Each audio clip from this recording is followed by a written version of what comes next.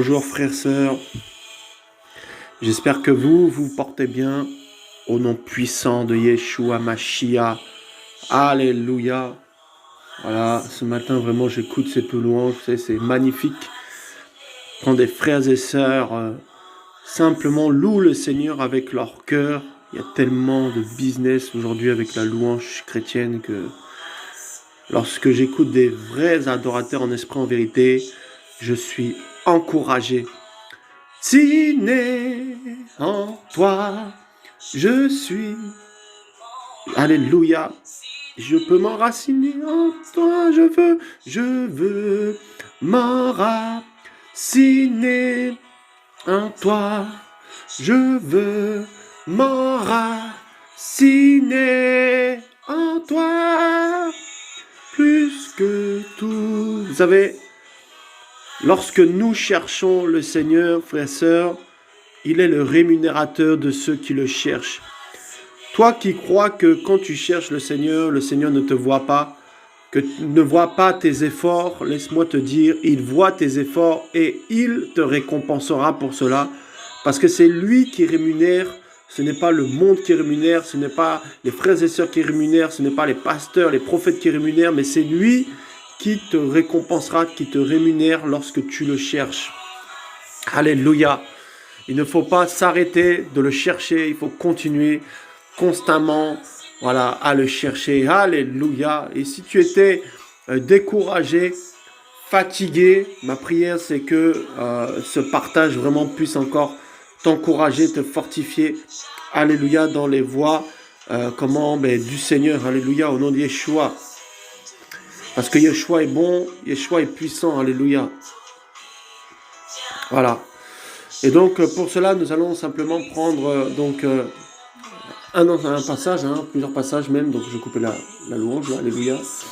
Voilà, simplement un passage, donc voilà, dans la parole. Et nous allons parler, voilà, des faux prophètes. Voilà, des faux prophètes. Pourquoi des faux prophètes? Parce que c'est un temps où il nous faut absolument le discernement. Parce que dans les derniers temps, la fausse église, voilà, sera de plus en plus vue et la véritable église du Seigneur sera de plus en plus cachée, combattue. Voilà, on empêchera aux gens de lire la Bible, on empêchera aux gens d'avoir une Bible chez soi. Voilà, il y aura toutes ces lois qui seront de plus en plus votées où les chrétiens en véritable seront oppressés, seront obligés de se cacher pour vivre leur foi.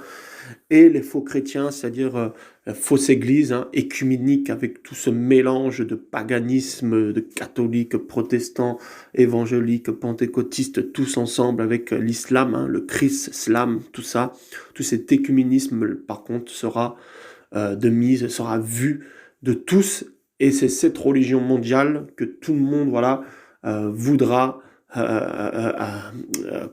accepter, voilà, pour être sauvé, mais nous ne savons qu'il n'y a qu'un seul nom qui sauve, le nom au-dessus de tout nom, qui est le nom de Yeshua HaMashiach. Voilà, Yeshua HaMashiach. Alors, nous allons simplement prendre un passage. Alors, en tout cas, que le Seigneur, alléluia, nous conduise, Saint-Esprit, Père, merci pour la vérité, merci pour ta parole. Seigneur, nous te louons, Seigneur, nous te magnifions, nous t'exaltons. Voilà. Et nous allons prendre pour commencer 1 Jean, 1 Yohanan, verset 4, pour ceux qui ont la version BJC, BYM. Voilà. Et une version biblique d'ailleurs que je recommande fortement. Vous pouvez mettre Bible de Jésus-Christ sur Play Store et vous pouvez la télécharger. C'est une Bible sur les textes majoritaires. Gloire à Yeshua. Voilà. Donc, 1 Yohanan, à partir du verset 4, « Bien-aimés, ne croyez pas tout esprit, mais éprouvez les esprits, s'ils sont d'Élohim, parce que beaucoup de faux prophètes sont venus dans le monde. » Vous voyez, on dit déjà beaucoup de faux prophètes sont venus dans le monde. On ne dit pas un peu, on dit beaucoup. « À ceci, vous connaissez l'esprit d'Élohim. Tout esprit qui confesse que Yeshua Mashiach est venu en chair est d'Élohim. Et tout esprit qui ne confesse pas que Yeshua Mashiach est venu en chair n'est pas d'Élohim, c'est celui de l'anti-Mashiach, dont vous avez entendu dire qu'il vient et maintenant il est déjà dans le monde. Petit enfant, vous êtes d'Élohim et vous avez remporté la victoire sur eux, parce que celui qui est en vous est plus grand que celui qui est dans le monde. Eux, ils sont du monde, c'est pourquoi ils parlent comme étant du monde et le monde les écoute. Nous, nous sommes d'Élohim, celui qui connaît Élohim nous écoute, celui qui n'est pas d'Élohim ne nous écoute pas. C'est par là que nous connaissons l'esprit de vérité et l'esprit d'égarement. Donc nous comprenons aussi que les faux prophètes ont, comment on appelle ça, un esprit d'égarement. Alors quand on parle de faux prophètes, bien entendu, on sait que Satan est un imitateur, donc bien entendu, comme c'est un imitateur, ses envoyés aussi vont imiter, bien sûr, les véritables prophètes, mais toutefois en rajoutant de la séduction, des artifices pour séduire un maximum d'élus. Vous voyez? Et aujourd'hui, il y a beaucoup de couples qui sont détruits par ces faux prophètes, parce que ces faux prophètes s'immiscent dans la vie des gens, s'immiscent dans la vie privée des personnes. Voilà, il n'y a pas si longtemps que ça, une sœur me disait que un prophète, un faux prophète qui l'avait appelé, donc c'était avant, parce qu'aujourd'hui elle n'est plus en contact avec cette personne-là, mais elle me disait que cette personne l'avait recontacté pour lui donner une prophétie sur sa famille et que la personne allait l'appeler aussi pour pouvoir lui montrer comment prier par rapport à cette situation.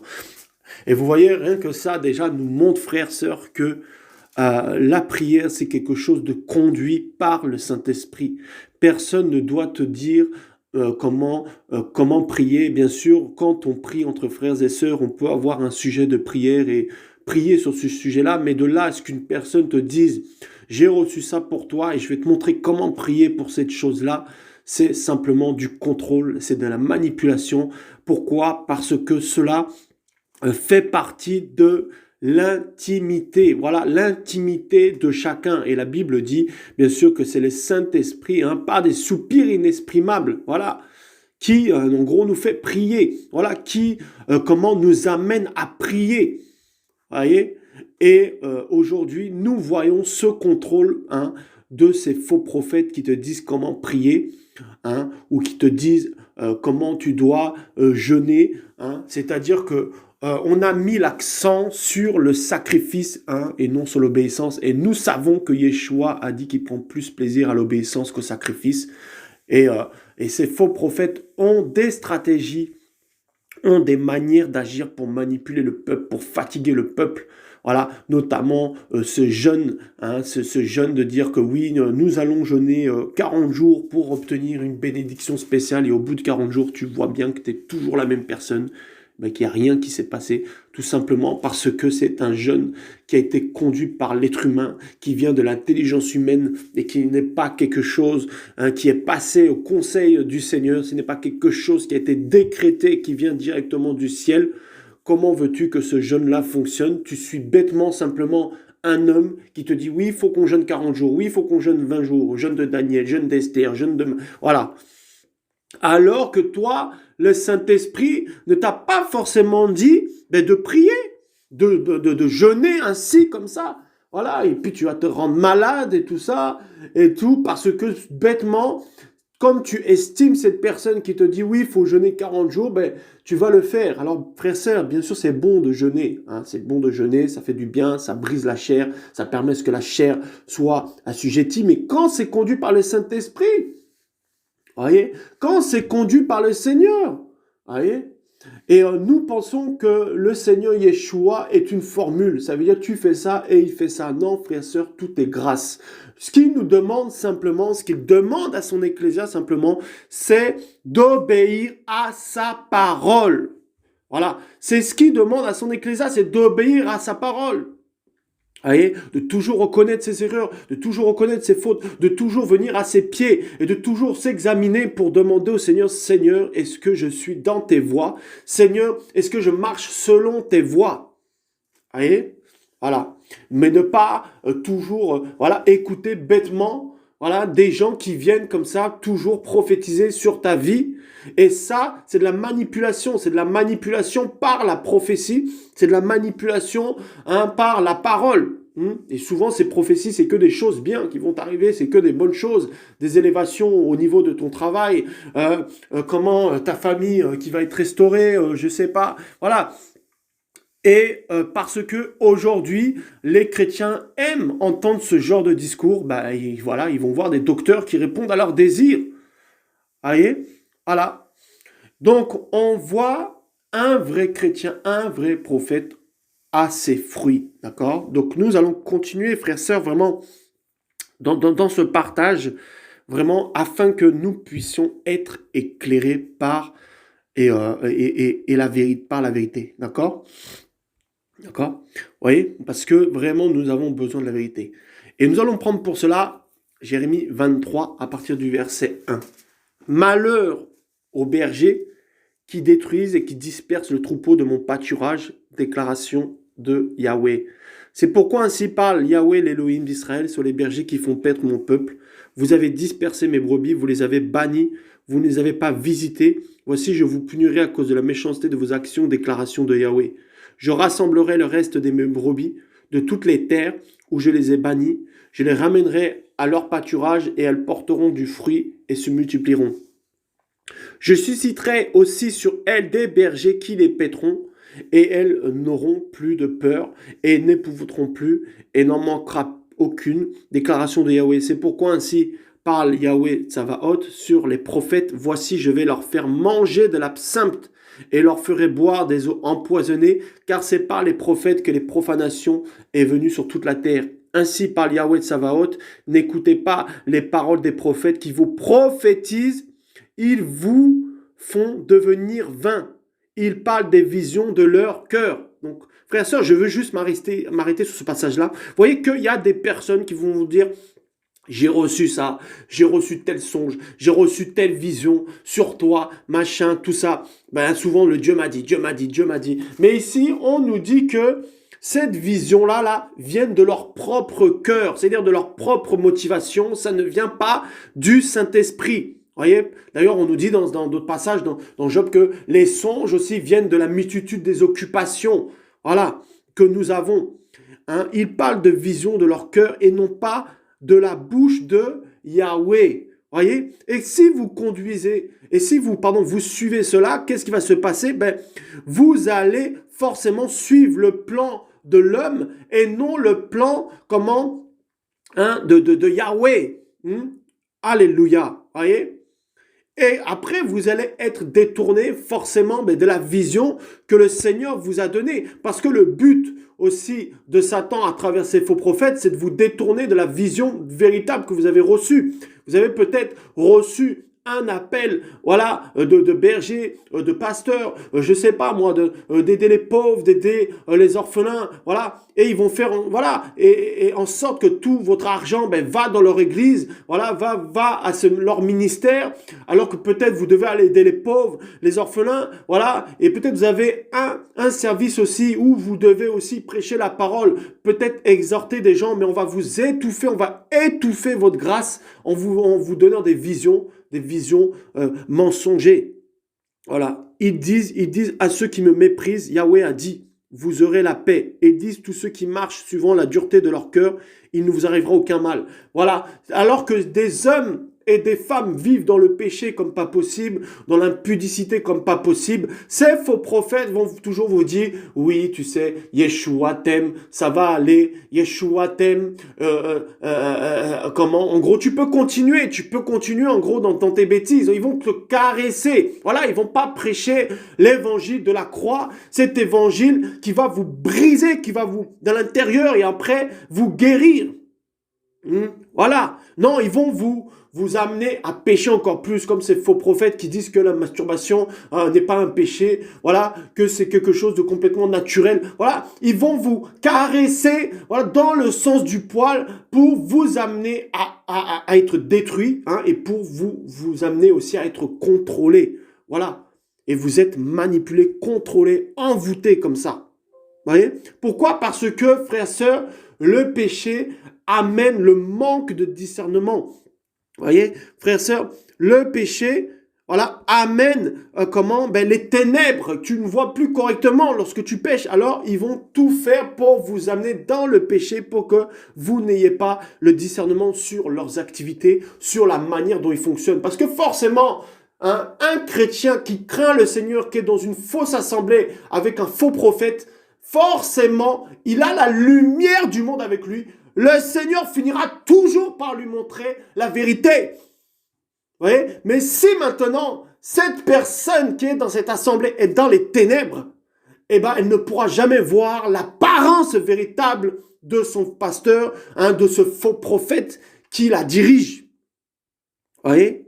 Car qui s'est trouvé au conseil secret de Yahweh et qui a aperçu et entendu sa parole, qui a été attentif à sa parole et l'a entendu. Vous voyez? Car qui s'est trouvé au conseil secret de Yahweh? Voyez, et qui a aperçu, entendu sa parole. Voilà, et qui a été attentif à sa parole et l'a entendu. Bah oui, pas beaucoup, parce que on dit mon peuple périt par manque de connaissances. Beaucoup n'entendent pas la véritable parole, parce qu'ils sont enfermés dans ces bâtiments, voyez, avec toute cette séduction, voyez, voilà. Et en verset 21, je n'ai pas envoyé ces prophètes-là, et ils ont couru. Je ne leur ai pas parlé, et ils ont prophétisé. Voilà. Donc, et le Seigneur ne les a pas envoyés. Voyez? Mais malgré qu'il ne les a pas envoyés, ils ont quand même prophétisé. Ils ont prophétisé par la chair ou alors par l'esprit, bien sûr, de serpent que nous voyons. Ben, c'est l'esprit de séduction, comme cette femme qui va prophétiser, qui va parler. Et les apôtres vont dire, mais tais-toi dans Actes là-bas. Voilà. Voilà, parce qu'il avait reconnu, parce que voilà, il y avait la fatigue qui venait, tout ça. Bref. Je ne vais pas rentrer dans les détails par rapport à cette histoire, je veux rester vraiment concentré là-dessus. Vous voyez? Il dit quoi? Verset 22. S'ils s'étaient trouvés dans mon conseil secret, ils auraient aussi fait entendre mes paroles à mon peuple. Voilà. Donc si ces prophètes étaient dans le conseil secret de Yeshua, du Seigneur, ils prêcheraient la vérité, la véritable parole. Ils ne prêcheraient pas une parole pour leur suffisance à eux, pour avoir de l'argent. Ils ne prêcheraient pas une parole pour leur propre ventre. Mais ils prêcheraient ce que le Seigneur leur dit de prêcher, malgré que ça peut faire fuir les âmes, parce que la véritable parole fait fuir les âmes. Excusez-moi. La véritable parole fait fuir les âmes. Voilà. Fait fuir les chrétiens qui ne veulent pas de cette parole-là. Oh, t'es trop dur, pourquoi tu me juges? Ils ne veulent pas de la croix, ça les fait fuir. Vous voyez? Donc forcément, ils ne vont pas prêcher cela. Voilà. Et ils auraient ramené de leur mauvaise voie, de la méchanceté de leurs actions. Parce qu'un véritable prophète doit amener le peuple dans la crainte du Seigneur. Lorsque nous voyons Samuel, il a ramené le peuple, alléluia, à la vérité. Et quand nous voyons Jérémie a prophétisé, il a ramené le peuple, voilà, à la repentance. À chaque fois, les véritables prophètes dans la parole, ramener le peuple à la repentance, délivrer le peuple. Moshe a délivré le peuple hébreu.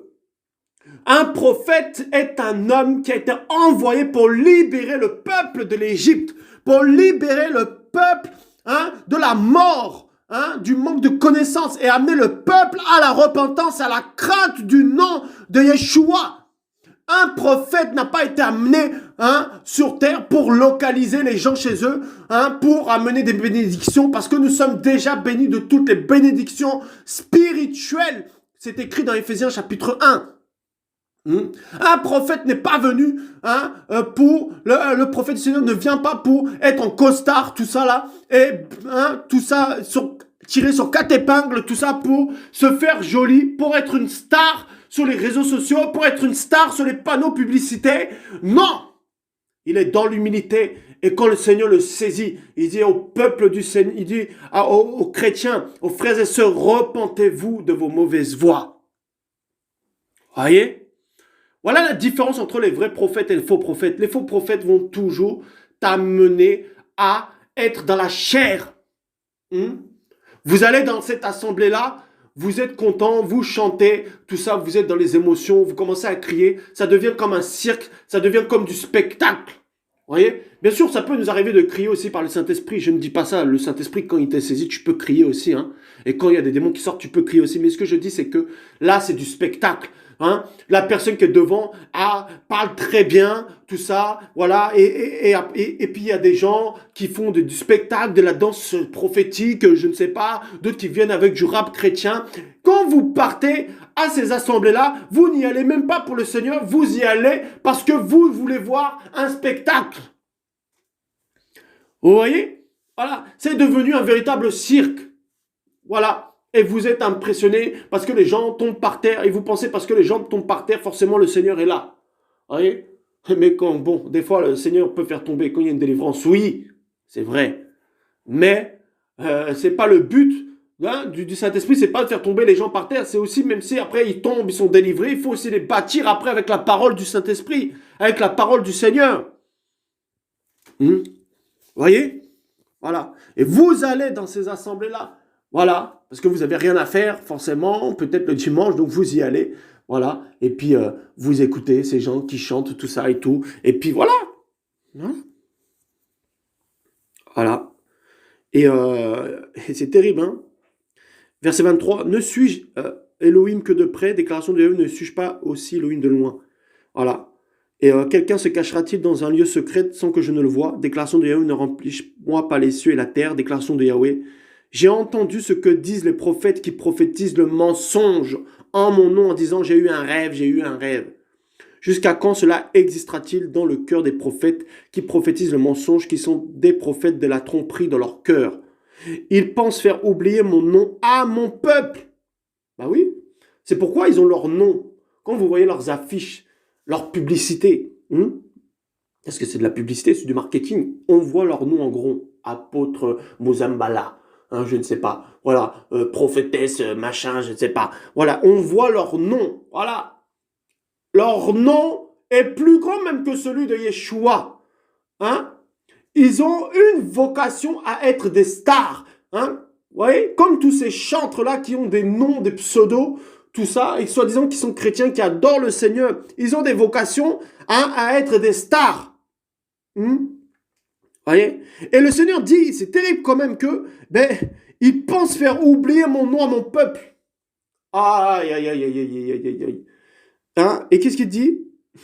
Par les rêves que chacun d'eux raconte à son compagnon quand leurs pères ont oublié mon nom pour Baal. Vous voyez? Waouh!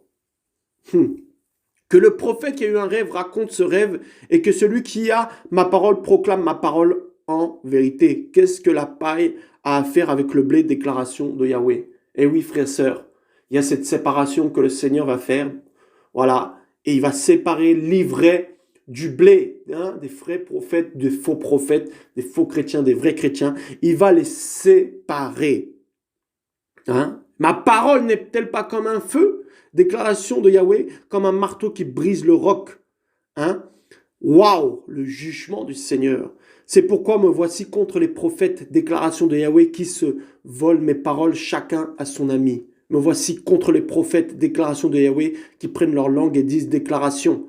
Me voici contre ceux qui prophétisent des rêves mensongers, déclaration de Yahweh, qui les racontent et qui égarent mon peuple par leurs mensonges et leur témérité, alors que moi je ne leur ai pas envoyé, je ne leur ai pas donné d'ordre, ils ne sont d'aucune utilité à ce peuple, déclaration de Yahweh.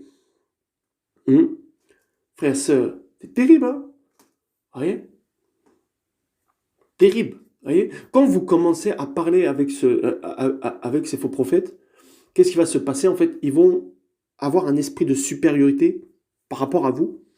Et si vous acceptez cela, ils vont prendre contrôle sur votre vie, ils vont rentrer dans votre intimité, et là, il y a comme un lien d'âme qui se crée, et tout ce qu'ils vont vous dire de faire, vous allez le faire. Vous voyez? Parce qu'il y a ce lien d'âme qui a été fait. Vous voyez? Au début, ils peuvent venir très gentils, ils peuvent vous aider, tout ça, et par exemple, vous êtes en dépression, je ne sais pas, vous avez envie de vous suicider, ils vous apportent la parole, tout ça et tout, ça vous fait du bien, tout ça et tout.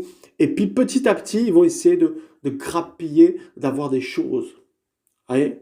Et là, vous allez commencer sans le savoir, à perdre toutes vos grâces, tout votre argent. Vous allez commencer à tout perdre et vous allez vous sentir que comme si vous allez dans une autre assemblée, si vous allez dans bien sûr une autre assemblée où il y a la vérité, hein, et ben vous allez sentir comme si vous n'êtes pas libre, voilà, d'aller où vous voulez, d'écouter ce que vous voulez. Voyez? Voilà. Verset 34. Quant au prophète, au prêtre ou au peuple qui dira fardeau de Yahweh, je punirai cet homme-là et sa maison. Voyez? Voilà. Donc frères, sœurs, voilà, vous pourrez continuer à lire la suite. Mais ce passage de Jérémie est terrible, hein, parce que Jérémie prophétise et il dit que le Seigneur va juger tous ces faux prophètes. Voyez? Ah, c'est terrible. Voyez? Donc, on va continuer vraiment parce que comment aussi ces faux prophètes agissent. Donc, vous savez que Satan, c'était vraiment celui qui dirigeait la chorale au ciel, hein, la louange et tout ça. Et lorsqu'il dirigeait la louange, tout ça, ben, quand il a été chassé, forcément, il sait que c'est une arme, mais c'est une arme qu'il utilise aujourd'hui. Voyez? Et beaucoup aujourd'hui pensent que l'adoration, d'ailleurs, c'est juste les chants. Quand je vois le réveil actuellement à Esbury, peut-être qu'au début c'était le Seigneur et qu'il y a eu vraiment la présence du Seigneur, tout ça et tout. On voit des gens qui ont une vie bizarre, qu'on ne connaît même pas la vie spirituelle, qui se mettent à chanter et qui disent voilà, ils adorent le Seigneur.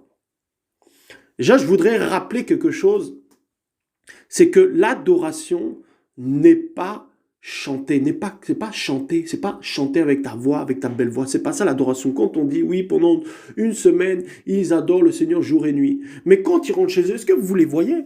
Est-ce que vous voyez ces gens-là pour voir leur intimité? Est-ce que véritablement ils adorent le Seigneur dans leurs actes, dans leur vie, dans la manière de faire leurs choses? Parce qu'on voit, on dit, ils chantent, ils adorent le Seigneur. Et tout le monde est là, oh le réveil, le réveil, le réveil. Alors que tu as des gens qui sont catholiques, d'autres qui sont protestants, d'autres qui, je ne sais pas quoi, qui sont divorcés, remariés, que quand une fois qu'ils ont chanté, ils rentrent chez eux, ils sont même pas mariés, ils couchent ensemble, et vous mettez vos oreilles là-dedans. Et puis on appelle des grands théologiens qui ont une expertise. Hein. Donc peut-être qu'au début c'était conduit par le Saint-Esprit, je ne dis pas le contraire, je ne peux pas juger de ça. Mais ayons, frères, sœurs, le discernement. Parce que beaucoup m'ont envoyé des messages pour me dire, voilà le réveil d'Asbury, voilà c'est le réveil, regarde les gens viennent du monde entier. Ils viennent pourquoi? Parce qu'il y a eu un réveil en 1970 qui s'est passé, j'en profite pour en parler, hein, dans cette assemblée. Et c'est comme devenu un lieu, en fait, symbolique.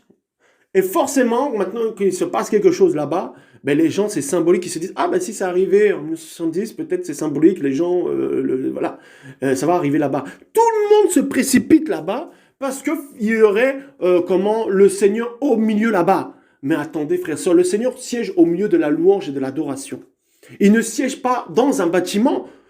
Hein, ça revient au même en fait que d'aller au mur des lamentations, ou d'aller dans une assemblée quelconque pour trouver le Seigneur. Non, le Seigneur, tu peux le trouver chez toi. Et voilà les faux prophètes, comment ils t'en font croire qu'un bâtiment, c'est là où il y a le Seigneur. Hein? Déjà, ça vient du catholicisme romain. Parce qu'il faut savoir que les églises, les églises bâtiments sont nées à cause, en fait, de Babylone, à cause du paganisme. Parce que à l'époque, les Romains, pour leur dieu, ils avaient un temple. Voilà, leur dieu, Mars, etc. Ils avaient des temples. Et ils se sont dit, bon, les chrétiens, ils n'ont pas de temple.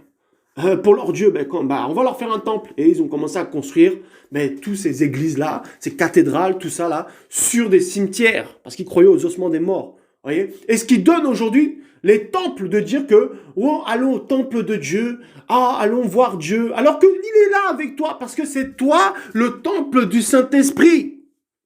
Et voilà comment les faux prophètes vous ont eu en vous disant que moi dans mon église, parce qu'ils disent que c'est leur église, hein, le Seigneur est là, moi dans mon église le Seigneur est là. Mais attendez frères et sœurs, pourtant le Seigneur dira à Pierre, je bâtirai mon église.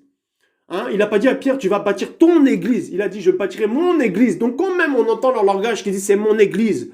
Quand ils disent, c'est mon église, hein, c'est mon pasteur, hein, c'est mon église, c'est mes brebis, tout ça et tout. Moi, j'ai l'onction, tous ces langages-là montrent qu'ils ne sont pas mandatés par le Seigneur. Parce que c'est l'église du Seigneur. Et dans l'ecclésia du Seigneur, le Seigneur envoie ses bergers pour paître son troupeau. Hein? Ils nous prêtent ces brebis-là pour les paître. Voilà, mais elles ne nous appartiennent pas. On n'a pas à les contrôler, à leur donner une carte de membre pour leur dire restez ici et si vous allez ailleurs, vous êtes des volatiles. Parce qu'on entend ce langage aussi des faux prophètes qui disent oui, si vous allez ailleurs, vous êtes des volatiles. Voyez? Et vous êtes là, vous êtes contents, vous êtes fiers.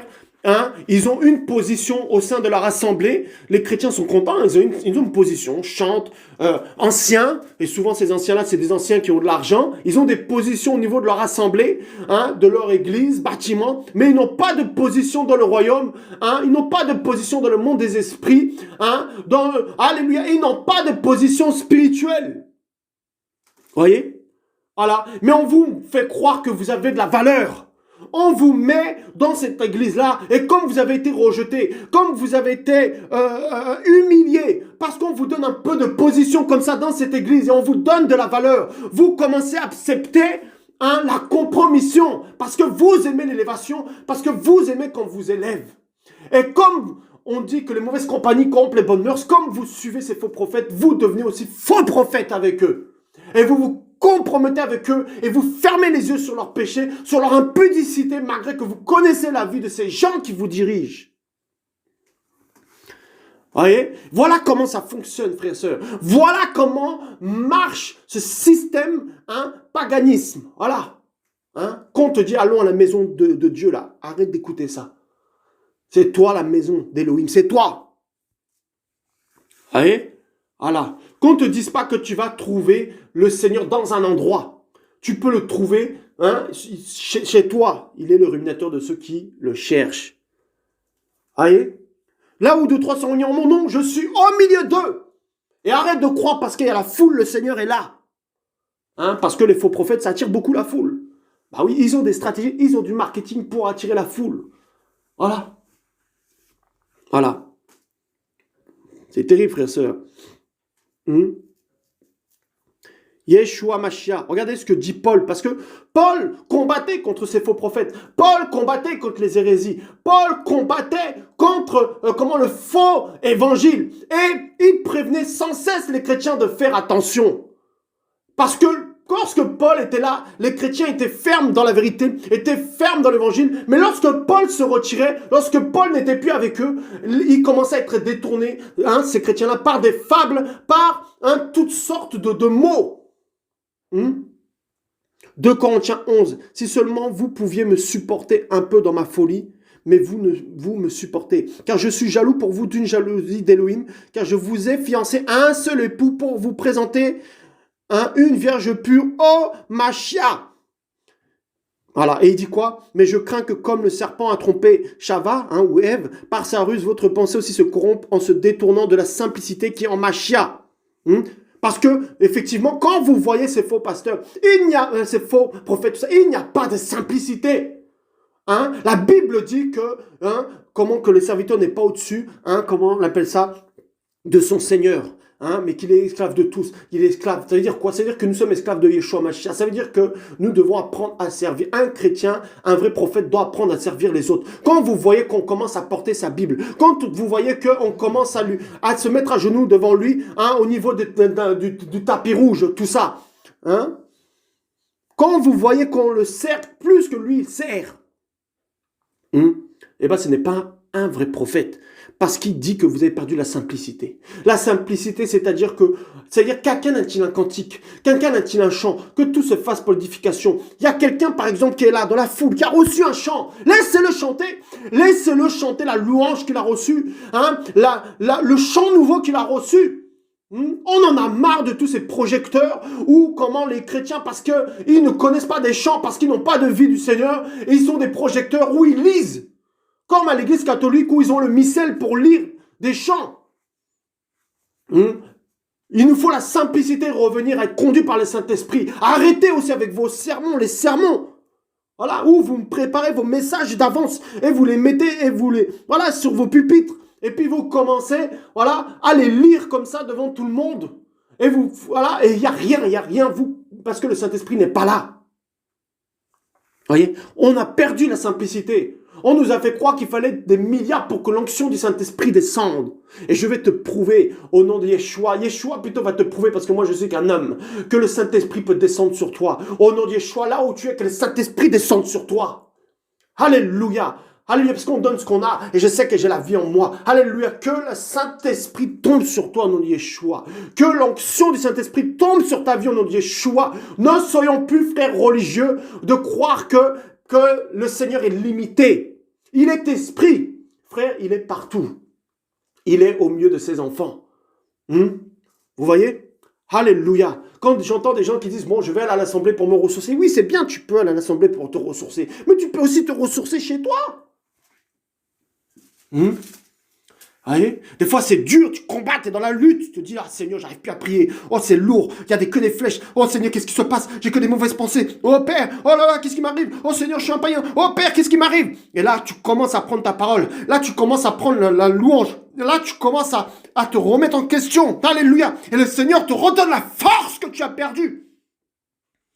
Mais si maintenant tu as un faux prophète autour de toi, qu'est-ce qu'il va te dire? Il va te dire, non, t'inquiète pas, ça va aller, je vais prier pour toi. Et puis voilà, tu es dépendant de lui. Il va prier pour toi, tu vas ressentir une petite sensation, mais tu vas être encore plus fatigué même. Et tu vas même pas comprendre la leçon par laquelle le Seigneur te fait passer. C'est pour ça qu'il faut être dépendant de Yeshua. Et il dit quoi?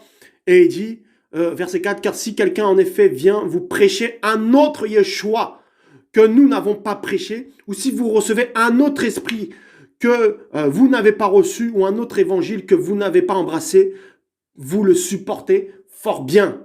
Ah bah oui, car j'estime que je n'ai été inférieur en rien à ces apôtres par excellence. Et même si je suis un ignorant pour la parole, je ne le suis pas pour la connaissance. Mais de toute façon, nous avons été manifestés en toutes choses auprès de vous. Ou bien ai-je fait un péché en m'abaissant moi-même pour que vous soyez élevés, parce que je vous ai annoncé l'évangile d'Élohim gratuitement.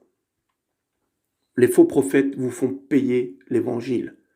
Les faux prophètes vous font payer l'évangile. Les faux prophètes vous dépouillent, vous font des formations un mois à l'avance, biblique soi-disant, payantes, avec des prix complètement exorbitants pour les enfants et pour les adultes. Les faux prophètes vont faire des formations de couple, voilà, spéciales pour les couples, spéciales pour ci, spéciales pour ça, payant. Vous voyez? Voilà, parce qu'ils vont dire non, mais tout travail mérite salaire, tout ça, l'ouvrier mérite son salaire, tout ça, mais ils n'ont pas compris que lorsque nous prêchons l'évangile, le salaire qu'on a, c'est la vie éternelle. Le salaire que le Seigneur nous donne, c'est la vie éternelle et c'est la couronne qu'on aura au ciel, c'est cette récompense-là qui nous attend. C'est pas forcément une récompense sur terre. Vous voyez? Et verset 8, il dit, j'ai dépouillé d'autres assemblées en recevant un salaire pour votre service. Et ce qu'il dit, voilà, est-ce que j'ai dépouillé en gros? Et lorsque j'étais chez vous, est-ce que je me suis trouvé dans le besoin? Je n'étais un fardeau pour personne. Et regardez comment ces prophètes deviennent des fardeaux pour vous. Parce qu'ils vous disent à longueur de journée de payer quelque chose. Il y en a même, vous vendez vos maisons parce que pour donner à vos églises, pour construire un bâtiment, je ne sais pas pourquoi, pour mettre un maximum de chrétiens dedans. Voilà, un maximum de salariés. Voilà. Parce que moi, j'appelle ça des salariés, parce que vous êtes devenus des salariés de ces pasteurs-là, et ces pasteurs sont devenus ces faux prophètes, vos chefs d'entreprise. Voilà. Non. Non. Pour personne, car les frères venus de la Macédoine comme comble... pardon, excusez-moi, je reprends, verset 9. Et lorsque j'étais chez vous, est-ce que je me suis trouvé dans le besoin? Je n'étais un fardeau pour personne, car les frères venus de la Macédoine comblent mon insuffisance. Et en toute chose, je me suis gardé d'être à votre charge, et je m'en garderai encore. Voilà. Donc, quand vous commencez à donner de l'argent à ces faux prophètes et que vous voyez, vous payez leur villa, vous payez leur nourriture, vous payez toutes ces choses-là, eh ben, c'est vous qui ils sont à votre charge. Voilà. C'est ça. Donc, et c'est le jour où vous êtes là, vous êtes en souffrance, vous êtes en galère et vous culpabilisez au fond de vous, vous dites non mais je suis obligé de donner parce que si je donne pas, forcément le dimorphe, ce démon qui a été complètement inventé, il va m'attraper, je vais être maudit après financièrement parce qu'on vous a fait croire que même Yeshua lorsqu'il était venu, il était sur la terre. Déjà frères, sœurs, vous savez, je vais vous raconter un rêve et dans ce rêve-là, ça va beaucoup nous ouvrir les yeux. Dans ce rêve-là, je voyais comment on appelle ça, une assemblée comme ça, et avec un frère, voilà, que je connais, tout ça et tout.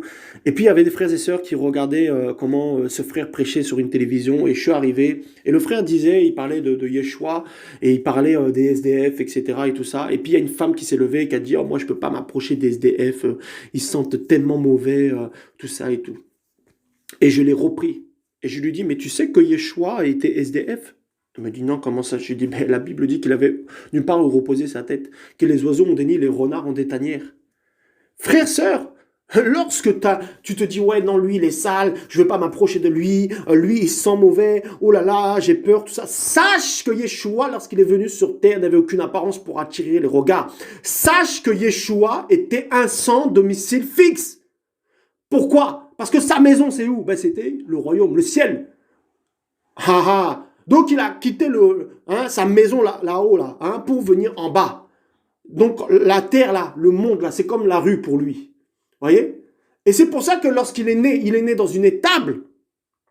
Vous voyez? Donc, frère, sœur, Yeshua était un SDF et le Seigneur pourvoyait le Père, parce que lui-même, bon, c'était le Père, mais c'est une image que je vous donne ici, bah, il pourvoyait ses besoins. Vous voyez? Mais quand est-ce que Yeshua a pris de l'argent, même en collecteur d'impôts, je ne sais pas, comme pour lui, pour lui-même? Quand est-ce? Parce que notre modèle parfait, c'est lui, le berger parfait. Quand est-ce? Dites-moi. Non, il ne l'a jamais pris. Au contraire, il disait que quand tu as deux manteaux, donne ton deuxième manteau. Bon, aujourd'hui, les faux prophètes utilisent ce passage-là pour te dire, ben regarde, tu as quand même une belle maison, tu as quand même deux voitures, bah comme tu as deux voitures, donne-moi la deuxième voiture que tu as. Hein? Non, c'est pas ce contexte-là. Ce qu'il dit, c'est que si tu as deux manteaux, va donner le deuxième au pauvre là qui est dehors. Va donner le deuxième au pauvre dehors. Il t'a pas dit, si tu as deux manteaux, va donner au prophète là qui est là. Non, c'est pas ce qu'il a dit. Voilà. Par contre, si le prophète a une vision avec un hôpital social, comme je vois un frère vraiment qui m'encourage beaucoup quand je vois l'hôpital qu'il fait actuellement, tout ça au Congo, Kinshasa, tout ça et tout, et quand tu vois des gens qui sont guéris gratuitement, là, si je donne mon oui, je lui donne le deuxième. Bah, parce que je sais que ça va aller à cet hôpital. Voilà. Pardon, cet hôpital. Voilà. Donc, voilà, ça dépend de la vision, frère, sœur. Vous voyez, si vous savez que vous donnez de l'argent à des faux prophètes et qui s'enrichissent, ça ne fait pas avancer le royaume. Vous voyez? Donc, frère, sœur, Yeshua, j'étais choqué, je me suis dit, wow, mais Seigneur, mais tu étais SDF. Tu étais sans domicile fixe. Waouh! Parce qu'on nous dit que même chez lui, il n'était même pas reçu. Même chez les siens, il n'était pas reçu. Vous voyez? Donc, quand vous voyez un prophète qui est acclamé partout là, posez-vous des questions. Parce qu'un vrai prophète, il est rejeté. Un vrai prophète, on le traite de sorcier. Un vrai prophète, on le traite de Belzébul. Un vrai prophète, il n'est pas accepté chez les siens. Il est rejeté. Pourquoi? Parce qu'il dérange, parce qu'il va à contre-courant, parce qu'il va à contre-vent. Et lorsqu'il parle, il dénonce les œuvres des ténèbres. Il ne collabore pas avec. Vous voyez? C'est pour ça que Paul, là, quand il parlait, là, il disait, voilà, il n'y a aucun lien entre la lumière et les ténèbres. Frère et sœur, il dénonçait les œuvres des ténèbres. Frère, il n'était pas dans les sentiments. Vous voyez? Aujourd'hui, il y a trop de sentiments. Oh non, mais c'est lui qui m'a aidé. Oh non, mais voilà, il m'a donné un poste. Oh non, il m'a donné un travail. Il a permis parce qu'ils ont des connexions. Parce qu'en fait, ces faux prophètes, ils ont des connexions. Tu n'as pas de boulot. Là-bas, par exemple, en Afrique, et eux, ils ont des connexions. Ah bah tiens, va voir telle personne, elle va te donner du boulot. Tac, là, toute ta vie, tu vas être reconnaissant envers ce faux prophète parce qu'il t'a donné un boulot.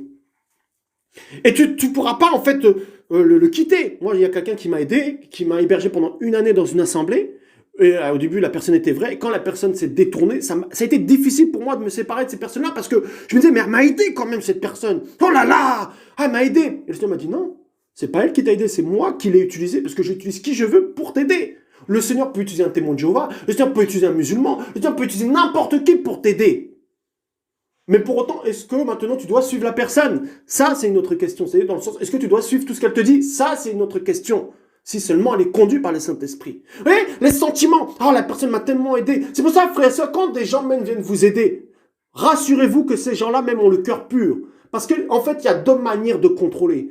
Il y a deux manières. Il y a les gens qui vont en fait, comment on appelle ça, qui vont t'aider et qui, comment on appelle ça, en retour, maintenant, vont vouloir obtenir quelque chose. voilà, comme une soumission.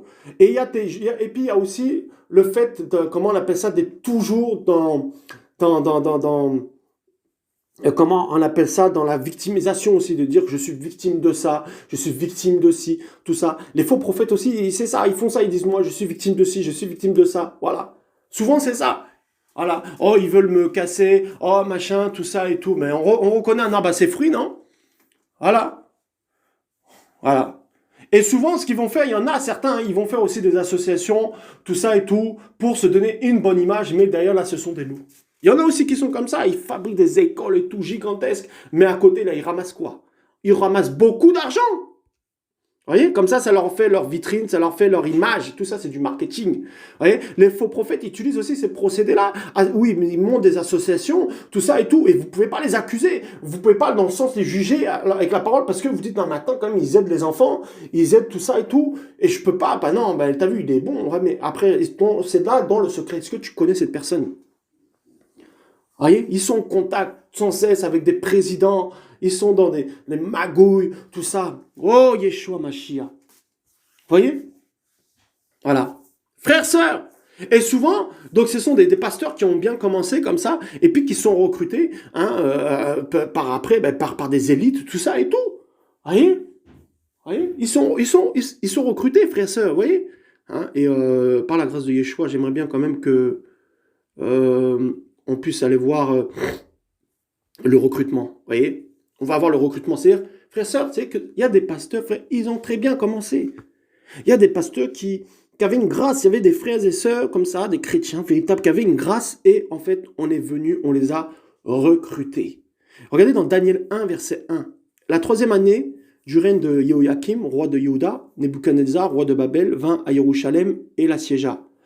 Adonai livra entre ses mains Jérusalem, roi de Juda, une partie des vases de la maison d'Élohim, et il fit venir sur la terre des Shinéar, dans la maison de son Élohim. Il est mis dans la maison du trésor de son Élohim. Voilà. Le roi dit à Ashpenaz, chef de ses eunuques, de faire venir, voilà le recrutement, de faire venir quelques-uns des fils d'Israël de la postérité royale et des principaux seigneurs. Donc là, il vient chercher, le roi Ashpenaz, là, il vient chercher des personnes qui sont de la postérité d'Israël, donc qui ont quelque chose de royal. Vous comprenez? Donc, frères et sœurs, les élites, là, les francs-maçons, tout ça, ils vont venir chercher les chrétiens. Voilà, pas forcément des gens qui ont des hauts postes et tout ça, mais ils vont chercher des chrétiens, des gens qui sont chrétiens pour les recruter. Et il dit quoi? Des fils d'Israël de la postérité royale et des principaux seigneurs. Des enfants en qui il n'y ait aucun défaut physique, donc ça c'est spirituel, beaux de figure, ayant de la perspicacité en toute sagesse, du savoir, de la connaissance. Tu vois, tu connais très bien la Bible et tout ça, tu connais la Bible et tout ça et tout, et ils savent que tu n'es pas éclairé par contre par rapport à certaines choses. Ils vont voir une grâce en toi, tout ça et tout, et ils vont t'attraper et ils font de toi un faux prophète. Et du savoir, de la connaissance, du discernement, plein d'intelligence, qui avait aussi en eux la force de se tenir debout dans les palais du roi, à qui l'on enseignait des lettres et les langues des Chaldéens. Et là, après, on sait, c'est Daniel et tout ça qui va être recruté. Mais, toutefois, malgré qu'on s'est approché de lui, il n'a pas plié les genoux devant, devant Baal, il n'a pas plié les genoux devant la statue de Nebuchadnezzar, tout ça. Voilà. Donc, vous voyez le recrutement, là, c'est dans la parole, ils viennent, ils recrutent des gens. Voilà. Et ils ont des critères, et dans ces critères-là, voilà, ils disent, voilà, mais il a de la sagesse, tout ça, il a de la connaissance, tout ça. Voilà. Ils voient quelque chose en toi. Voilà. Et si tu n'es pas assez enraciné dans le Seigneur, que tu sois jeune, que tu sois vieux dans la foi, ça veut dire que tu aies 50 ans ou que tu aies 19 ans, tu vas te faire manger. Voilà des gens qui avaient bien commencé, donc je ne vais pas dire leur nom parce que je n'ai pas envie de faire leur pub, qui avaient bien commencé dans le Seigneur, et puis un jour, voilà, un pasteur, un faux prophète se présente et dit, voilà, moi je deviens ton père spirituel, voilà le contrôle qui vient, et puis on ordonne cette personne-là, et puis la personne est fière parce qu'elle se dit, waouh, mais quand même, waouh, mais je suis dans un grand ministère, et puis je suis connu dans le monde entier. Ouais, t'es connu dans le monde entier, mon ami, mais est-ce que t'es connu du Seigneur? Voilà des gens qui sont connus maintenant du monde entier, mais qui ne sont pas connus du Seigneur. Mais c'est de la folie. Et la Bible dit, à quoi sert un homme de gagner le monde si demain il perdait son âme? Mais c'est de la folie, frères, sœurs. C'est de la folie. Regardez comment, frères, sœurs, ils ont, comment ils ont recruté, frère. Ici, Daniel. Frère, ils avaient des critères. Ah oui. Ah oui, frère, sœur. Il y a des gens comme ça qui vont venir s'infiltrer dans ta vie. Et si tu les laisses contrôler, gérer ta vie sans demander au Seigneur ce que le Seigneur attend de toi, tu vas mourir, tu vas te retrouver autre part. Vous voyez? C'est pour ça, frère, ça, il ne faut pas mettre ses oreilles n'importe où quand tu vas sur YouTube. Il ne faut pas écouter n'importe quelle louange et n'importe quelle prédication. Vous voyez? Parce que forcément, la personne est reconnue des hommes, la personne est connue du Seigneur. Non! Regardons aux fruits. On reconnaît un arbre à ses fruits. On n'a pas dit on reconnaît un arbre à ses dons. On reconnaît un arbre à sa manière de parler. On reconnaît un arbre à sa richesse, à sa grosse voiture, à sa berline, à sa piscine. Non, on dit on reconnaît un arbre à ses fruits. Et les fruits, c'est les fruits qui sont les fruits, l'amour, la tempérance, la patience, la maîtrise de soi. Voilà. Et l'amour véritable, ce n'est pas dépouiller les frères et sœurs. Vous voyez? C'est pas dépouiller les frères et sœurs. Qu'on ne nous mente pas, frère. Qu'on ne nous mente pas. Qu'on ne nous mente pas. Voilà. Et voilà. Les faux prophètes. Vous voyez? Vous voyez comment ils agissent? Voilà. Comme Satan. Ils sont bien. Ils sont là. Ils vous parlent doucement. Ils sont gentils. Tout ça. Ils s'approchent de vous. Et puis, là, vous commencez à leur donner votre confiance. Et là, maintenant, parce que vous leur avez donné votre confiance, ben là, c'est un piège qui se referme sur vous. Voyez? Et vous allez rien trouver pour les accuser parce qu'il vous manque la connaissance. Et c'est pour ça, en fait, qu'ils n'attaquent pas les gens qui ont la véritable connaissance, la véritable parole. Ils vont attaquer les gens qui ont la connaissance intellectuelle, les gens qui ont des problèmes, les gens qui souffrent, souvent aussi. Ils vont se servir de ces faiblesses-là aussi pour les amener de leur côté. Mais ils vont pas attaquer les gens qui ont la véritable connaissance biblique, qui savent très bien que s'ils s'approchent de ces chrétiens-là, ils vont se prendre un mur. Voilà. Non, ils vont s'attaquer aux ignorants, à ceux qui connaissent la Bible par cœur, mais qui sont ignorants spirituellement, ignorants des réalités spirituelles, ignorants de la vérité, ignorants de la divinité du Seigneur, ignorants de l'œuvre de la croix, ignorants du véritable évangile. Ils vont s'approcher de ces gens-là. Voyez? Vous croyez pourquoi même le monde fonctionne comme ça? Frère, c'est l'homme, quand vous voyez les informations, les informations, c'est des faux prophètes. Vous voyez? À longueur de journée, on te donne que des mauvaises nouvelles. Vous voyez, c'est pour amener les gens dans la dépression, ou alors on te met des émissions débiles qui parlent de sujets débiles. C'est pour rendre les gens débiles, c'est pour rendre les gens idiots. Et tu perds ton temps comme ça, tu es devant la télévision, et tu passes à côté du plan du Seigneur. Voilà. Tout ça aussi, ce sont des faux prophètes. Les faux prophètes, c'est pas que ceux qui sont vus de tout le monde dans des églises paganisées. Ça peut être aussi, comment on appelle ça, ceux qui font les informations. Voilà. Ils vont casser des gens, tout ça, à la télévision et tout ça. Mais ce sont aussi des faux prophètes. Vous voyez? Voilà. Et en fait, pourquoi ce sont des faux prophètes? Parce qu'ils te parlent de malheur sur terre, qu'il n'y a plus d'espoir, tout ça. Alors que toi, tu sais qu'il y a de l'espoir. Qu'il y a de l'espoir en Yeshua. Vous voyez? Tout est fait pour garder l'homme occupé dans ce monde. Et puis dans l'ignorance, par rapport à la connaissance et par rapport au Seigneur surtout. Vous voyez? De plus en plus, vous ne remarquez pas, s'il y a des gens qui regardent la télé ou qui ont les réseaux sociaux, vous ne remarquez pas que de plus en plus, les réseaux sociaux, la télé, YouTube, de plus en plus, la distraction est mise en avant, mais surtout, ce sont que des choses impures, impudiques qui passent, et que de plus en plus, même, comment on appelle ça, des choses sont légalisées au niveau aussi de l'église protestante, tout ça, au niveau des mariages gays, toutes ces choses-là. Vous ne voyez pas que de plus en plus, frères et sœurs, de lois iniques sont votées, des lois qui vont contre le Créateur. Tout ça, c'est le faux prophète. Et d'ailleurs, derrière les faux prophètes, comme ça, il y a bien sûr l'anti-machia. L'anti-machia. Frères et sœurs, il y en a beaucoup qui ont été séduits comme ça. On leur a donné une poignée d'argent et puis ils ont vendu leur onction. Eux, ils ne savaient pas qu'ils vendaient leur onction. Sur le coup, ils se sont dit juste, non, mais j'accepte cette offrande-là. Et ils ont vendu leur onction, ils ont vendu leur grâce, ils ont vendu leur ministère. Voilà. Et c'est pour ça que je veux vraiment parler aux jeunes qui ont la grâce pour exhorter, qui ont la grâce aussi au niveau de l'enseignement. Hein. Ne courez pas partout, on vous invite. Si on vous invite, je ne sais pas, dans une assemblée, priez. Si on vous invite pour prêcher quelque part, priez. Ne courez pas partout. Parce que vous allez mourir, vous allez laisser des plumes, voilà, et vous allez mourir. Voilà, on va vous contrôler, on va vous gérer, et vous allez devenir leur poule aux œufs d'or, et ils seront contents parce qu'ils auront de l'argent au travers de vous. Vous voyez? Donc ne courez pas, cachez-vous un peu. Vous faites toujours des vidéos, vous êtes là sur YouTube, sur Facebook, vous êtes toujours en train de faire des vidéos pour vous montrer votre visage, montrer que vous êtes quelqu'un, montrer que vous priez, que vous prophétisez, vous parlez en langue. Cachez-vous un peu, vous vous exposez. Et êtes-vous prêt à subir les retours? Êtes-vous prêt à subir la manipulation, les desseins de Satan qui viennent vers vous? Parce que frère, il faut aussi qu'on soit dans les limites que le Seigneur nous a données.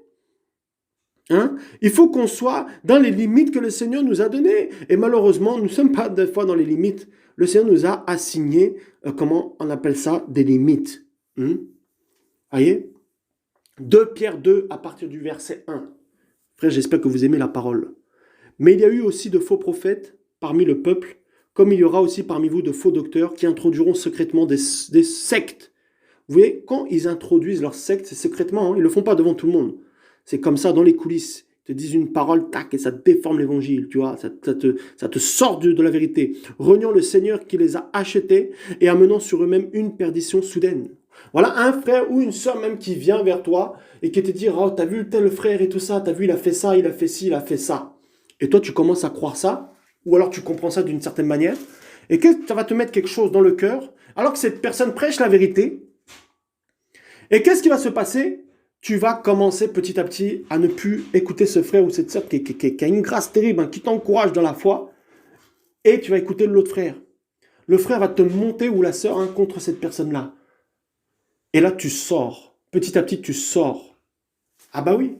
Et souvent, Satan va utiliser des gens qui sont proches de toi, qui sont proches, qui sont dans ton cercle au travail, ou alors des amis, ou alors voilà des chrétiens, frères et sœurs, qui au début, hein, sont frères et sœurs, il va s'en servir. Voilà, parce qu'ils ont eu une mauvaise expérience avec quelqu'un, ils vont te dire, ah t'as vu, moi aussi j'ai eu cette mauvaise expérience avec cette personne-là, et tout ça, il est comme ça, et puis ils vont tous se mettre ensemble comme ça et tout, et puis après toi tu écoutes, et paf, tu sors de la vérité, tu sors du message, du retour à la parole. Bah oui, et ça marche comme ça. C'est pour ça qu'on dit la foi vient de ce qu'on entend vient de la parole du Seigneur. En fait, ne prêtez pas l'oreille à tout ce que vous entendez. Et quand vous entendez quelque chose sur un frère ou sur une sœur, allez vérifier, c'est-à-dire, hein, mettez les deux personnes, hein, voilà, ou alors appelez une personne et appelez l'autre et vérifiez ce que l'autre a dit et l'autre a dit. Comme ça, au moins, vous aurez les discernements sur la situation. Parce que quelqu'un peut te raconter une histoire, mais t'as pas vérifié de l'autre côté. Hein. C'est pour ça, frère, quand on écoute quelque chose, il faut d'abord être neutre. Et une fois qu'on a écouté les deux personnes maintenant, on tranche, on dit voilà, maintenant Seigneur, voilà, je sais maintenant qui est vrai, qui est faux, tu regardes aux fruits et tu pries. Hein. Quand Salomon, il devait choisir entre les deux femmes, il a pris le temps d'écouter les deux femmes. Et une fois qu'il a écouté les deux femmes, maintenant il a jugé, il a dit voilà, c'est elle qui est la mère de l'enfant. Il ne s'est pas précipité, hein, tout ça pour dire voilà, non, c'est tout ça. Non, il a pris le temps d'écouter, il a pris le temps de réfléchir, parce qu'on a aussi un cerveau, mais c'est le cerveau que le Seigneur nous a donné. Hein, et le Seigneur nous a donné la sagesse, le discernement, voilà, pour ne pas tomber dans les ruses de l'ennemi. Vous voyez? Donc, frère, ça, quand des fois il y a des gens comme ça, ils vont vouloir t'emporter dans leurs histoires, dans leurs bêtises, hein, et ils vont vouloir faire de toi un coéquipier, en fait, c'est ça les faux prophètes, en fait. Ils font de toi un coéquipier de leurs péchés, un coéquipier, hein, de leurs bêtises. Vous voyez? Et après, tu vas commencer à te mettre avec eux, tout ça et tout, et puis toi-même, ça va casser aussi ton témoignage. Voilà. Et ta vision, tu n'auras plus. Tu n'auras plus de vision. Oui. Donc, frères et sœurs, faisons aussi attention à ça. Oui, on dit, voilà, on dit là, dans 2 Pierre 2, ils ont introduit secrètement, voilà, des sectes de perdition, reniant le Seigneur qui les a achetés et amenant sur eux-mêmes une perdition soudaine. Et beaucoup suivront leur perdition. Vous voyez, ils suivent. Ah oui. Secrètement, ah non, mais tu sais, oh là là, lui, là, il est comme ça, et tout ça, et tout. Puis voilà, tu écoutes, voilà. Paf. Voilà. Parce que souvent, le Seigneur, aussi pour nous amener dans la vérité, utilise un homme ou une femme. Voilà. Et Satan va chercher à te détourner aussi de cet homme et cette femme qui t'encourage pour t'amener, en tout cas dans la vérité, et t'amener des faux prophètes autour de toi. Ça arrive aussi. Voilà. Après, il y a des gens, le Seigneur les visite lui-même dans le secret. Le Seigneur fait ce qu'il veut. Il fait ce qu'il veut. Il peut te parler par un homme, par une circonstance, par une maladie, par une épreuve, par une difficulté. Il te bloque tout pour te montrer que tu n'es pas dans son chemin, que tu n'es pas dans la vérité. Il permet une maladie pour que tu cries à lui, pour que tu te rends compte que tu as besoin de lui, et pas juste pour l'argent, parce qu'aujourd'hui aussi, ce qui trahit aussi beaucoup, c'est les motivations. Quelles sont tes motivations? Pourquoi tu suis le Seigneur? Pourquoi tu suis le Seigneur? Est-ce que tu suis le Seigneur pour l'argent? Est-ce que tu suis le Seigneur pour le travail? Est-ce que tu suis le Seigneur pour le mariage? Quelle est ta motivation? Et ta motivation amènera, comment on appelle ça, une conclusion, hein? Une conséquence. Voyez? Et c'est à la fin qu'on saura, est-ce que tu étais vrai ou pas? Voyez? Et dit verset 3, c'est magnifique. Et par cupidité, ils trafiqueront de vous au moyen de paroles fabriquées. Donc c'est des paroles fabriquées. C'est pas des paroles qui viennent de la parole. Ils prennent des versets de chaque côté. Alléluia. Ils prennent des versets hors contexte comme ça. Et puis ils fabriquent quelque chose. Ils fabriquent. Et puis ils disent, voilà, maintenant mange ces paroles. Voilà, j'ai fabriqué quelque chose. Eux dont le jugement depuis longtemps n'est pas inactif et dont la destruction ne se met pas. Ayant les yeux pleins d'adultère. Vous voyez, ils sont adultères. Incapables d'arrêter de pécher. Donc eux-mêmes, ils pêchent tout le temps. Ils attrapent avec un appât les âmes instables. Vous voyez, ils attrapent. C'est terrible, ce passage-là, hein, dans cette version-là. Ils attrapent avec un appât les âmes instables. C'est-à-dire que si tu es instable, c'est-à-dire que si tu es comme les montagnes russes, un coup, tu es dans le péché, un coup, tu es avec le Seigneur, un coup, tu es dans le péché, un coup, tu es avec le Seigneur. Tu es comme une montagne russe tout le temps, comme ça. Là, tu risques de te faire attraper. Voilà. Parce que c'est comme ça qu'ils attrapent les âmes. Voilà, parce qu'ils sont instables. Donc, au moment là où tu es là, tu vois plus, tu es dans le péché, c'est là où ils t'attrapent, tu es dans les ténèbres. Voilà. Comme l'ennemi qui a semé la graine, hein, pendant que ceux qui faisaient le champ là sommeillaient. Voilà. C'est là. C'est pendant que l'ivraie est semé, pendant que tu dors. Voilà, c'est là. Donc, c'est là où c'est semé, c'est pendant que tu dors, c'est pendant le sommeil spirituel, pendant que tu es fatigué spirituellement, pendant que tu n'arrives plus à prier, pendant que tu es abattu. C'est là où il vient semer. C'est pour ça, relève-toi vite, toi qui es tombé. Relève-toi vite. Relève-toi vite. Alléluia, la lumière arrive. Alléluia. Ils ont le cœur exercé à la cupidité. Ce sont des enfants de malédiction. Ouais, ils ont le cœur. Donc, leur cœur n'est pas exercé à la piété, parce qu'on nous dit exercer notre cœur à la piété, que l'exercice corporel est utile à peu de choses, dans Timothée là-bas. Et là, il dit, ils ont le cœur exercé à la cupidité. Yeshua Mashiach. Leur cœur est exercé à la cupidité. C'est-à-dire, eux, leurs exercices, c'est la cupidité. Leur cœur est habitué à la cupidité. Ce sont des enfants de malédiction. Yahweh Yeshua. Tu te rends compte que parfois tu peux confier ta vie, tes secrets les plus intimes à des enfants de malédiction, mais qu'est-ce que tu attires sur toi? Après avoir abandonné la voie droite, ils se sont égarés en suivant la voie de Balaam de Béor qui a aimé le salaire de l'injustice. Hein? Ouais. Mais il a reçu une réprimande pour sa transgression, une ânesse dans la faculté de la parole émettant un son avec une voix humaine à empêcher la folie du prophète. Ce sont des sources sans eau, des nuées agitées par un tourbillon de vent. L'obscurité de la ténèbre leur est réservée pour l'éternité. Vous vous rendez compte qu'on nous dit que ce sont des sources, donc ce sont bien des sources, hein, mais on nous dit que ce sont des sources sans eau. Mais qu'est-ce que tu vas boire là-bas? Hein? Tu vois, frère, sœur, je veux parler à quelqu'un de précisément, là, toi qui entends ce message-là, tu vois bien que ton pasteur n'est pas dans la vérité. Tu vois bien que quand il prêche, il n'est pas égaré. Je ne dis pas qu'il faut le haïr, le détester. Non, si tu lui prêches la vérité et qu'il ne veut pas écouter, mais fuis, qu'est-ce que tu fais? Parce que ta soeur, parce que ta tante, ou je ne sais pas qui t'invite, tu vas là-bas? Alors que pertinemment, tu sais qu'il n'y a pas la vérité, et toi tu te dis, non, je vais trier, je vais prendre un peu de vrai et un peu de faux. Non! On nous dit, ce sont des sources sans eau. Tu vas t'abreuver comment? Ils n'ont pas d'eau, ils n'ont pas la parole. Ils prêchent, oui, ils connaissent la Bible par cœur, mais ils n'ont pas l'eau, ils n'ont pas la parole. Tu vas t'abreuver comment? Ce sont des faux prophètes. On nous dit ce sont des nuées agitées par un tourbillon de vent. Ils sont agités. Ils sont là, toujours agités. Ils vont partout dans le monde entier, machin, tout ça sans mandat. Ils sont agités. Voyez? Ils sont comme Marthe, là, qui était agitée, qui voulait tout le temps comment faire le service, tout ça et tout, alors que Marie, elle devait être au pied du Seigneur. Voyez? Alléluia. L'obscurité de la ténèbre leur est réservée pour l'éternité. Car en émettant des sons enflés dépourvus de vérité et de convenance, ils attrapent avec un appât par les désirs de la chair, hein, et par la luxure sans bride ceux qui ont vraiment échappé aux gens qui tournent en rond dans l'égarement. Voyez? Donc même ceux qui, voilà, il va t'attraper avec la chair, hein, par la chair et par la luxure. Hein, la luxure. Voyez, tout ça. Ils leur promettent la liberté. Voilà les faux prophètes. Ils leur promettent la liberté, étant eux-mêmes esclaves de la corruption. Moshe devait d'abord être libéré de l'Égypte et après il pouvait libérer les Hébreux.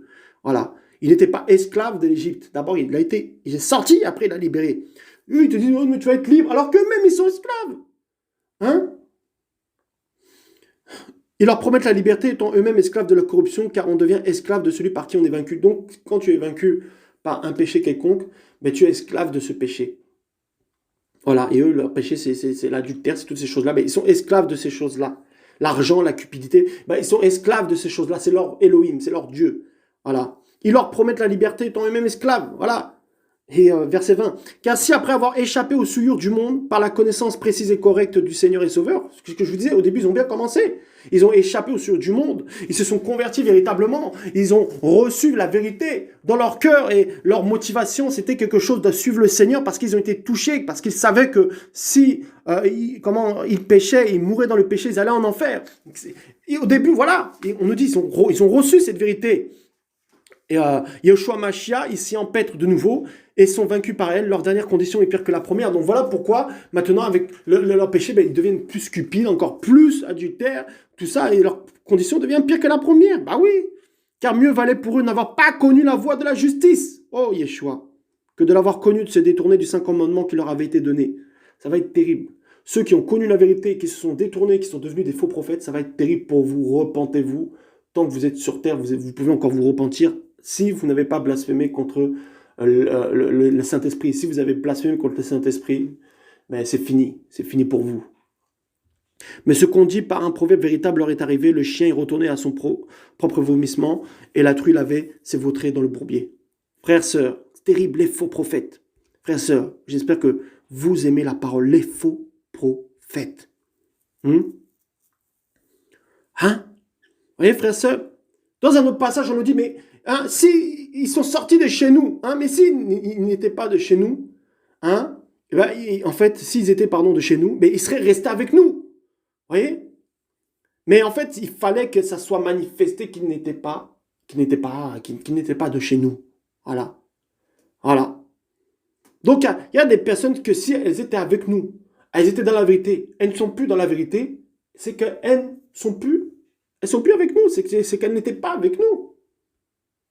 Vous voyez? C'est terrible, frères et sœurs. C'est terrible, les faux prophètes. Voilà. Et on va continuer, frères et sœurs. Vraiment, j'aime cette parole, frères et sœurs. J'aime cette parole. Galates 3, à partir du verset 1. Voilà. Alléluia. Ô Galates, inintelligents, qui vous ensorcelez pour que vous n'obéissez plus à la vérité. Vous, aux yeux de qui Yeshua Mashiach était ouvertement dépeint, crucifié au milieu de vous. Eux, ils ont carrément vu Yeshua crucifié. Êtes-vous ainsi inintelligents, ayant commencé par l'esprit, finirez-vous maintenant par la chair. Donc vous voyez que beaucoup ont bien commencé, et en fait, après, par la suite, on finit par la chair. Ils ont commencé par l'esprit. Ils étaient une bénédiction pour l'Ecclésia. Et ils ont fini par la chair. Parce qu'ils ont aimé plus le salaire de la justice. Ils ont suivi, comme on nous a dit tout à l'heure dans la parole, ils ont suivi la voie de Balaam. Voyez?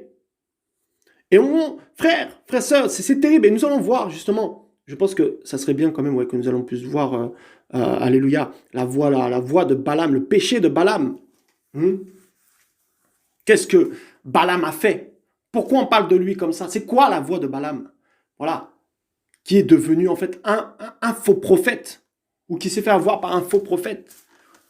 Nombre 22, verset 1. Les enfants d'Israël partirent et campèrent dans les régions arides de Moab, de l'autre côté du Jourdain de Jéricho. Balak, fils de Tsippor, vit tout ce qu'Israël avait fait aux Amoréens. Moab eut extrêmement peur en face du peuple parce qu'il était en grand nombre. Moab ressentait une aversion en face des enfants d'Israël. Et Moab dit aux anciens de Madian, maintenant cette multitude va brouter ce qui nous entoure comme le bœuf broute l'herbe des champs. Balak, fils de Tsippor, était alors roi de Moab. Il envoya des messagers auprès de Balaam, fils de Béor, voilà, à Pétor, sur le fleuve, en terre des fils de son peuple, pour l'appeler en disant, voici un peuple est sorti d'Égypte, voici il couvre les sources de la terre et il habite en face de moi. Viens maintenant, s'il te plaît, maudis ce peuple pour moi. C'est terrible ce que demande Balak là, de maudire ce peuple, car il est plus puissant que moi. Peut-être ainsi pourrais-je le battre et le chasser de la terre, car je sais, celui que tu bénis est béni, et celui que tu maudis est maudit. Les anciens de Moab s'en allèrent avec leurs anciens de Madian, ayant dans leurs mains la divination. Vous voyez, donc ce sont des vrais sorciers. Ils arrivèrent auprès de Balaam et lui dirent les paroles de Balak. Il leur dit, restez ici cette nuit, et je vous rapporterai la parole selon que Yahweh m'aura parlé. Et les chefs des Moabites restèrent chez Balaam. Elohim vint à Balaam et dit, qui sont ces hommes chez toi?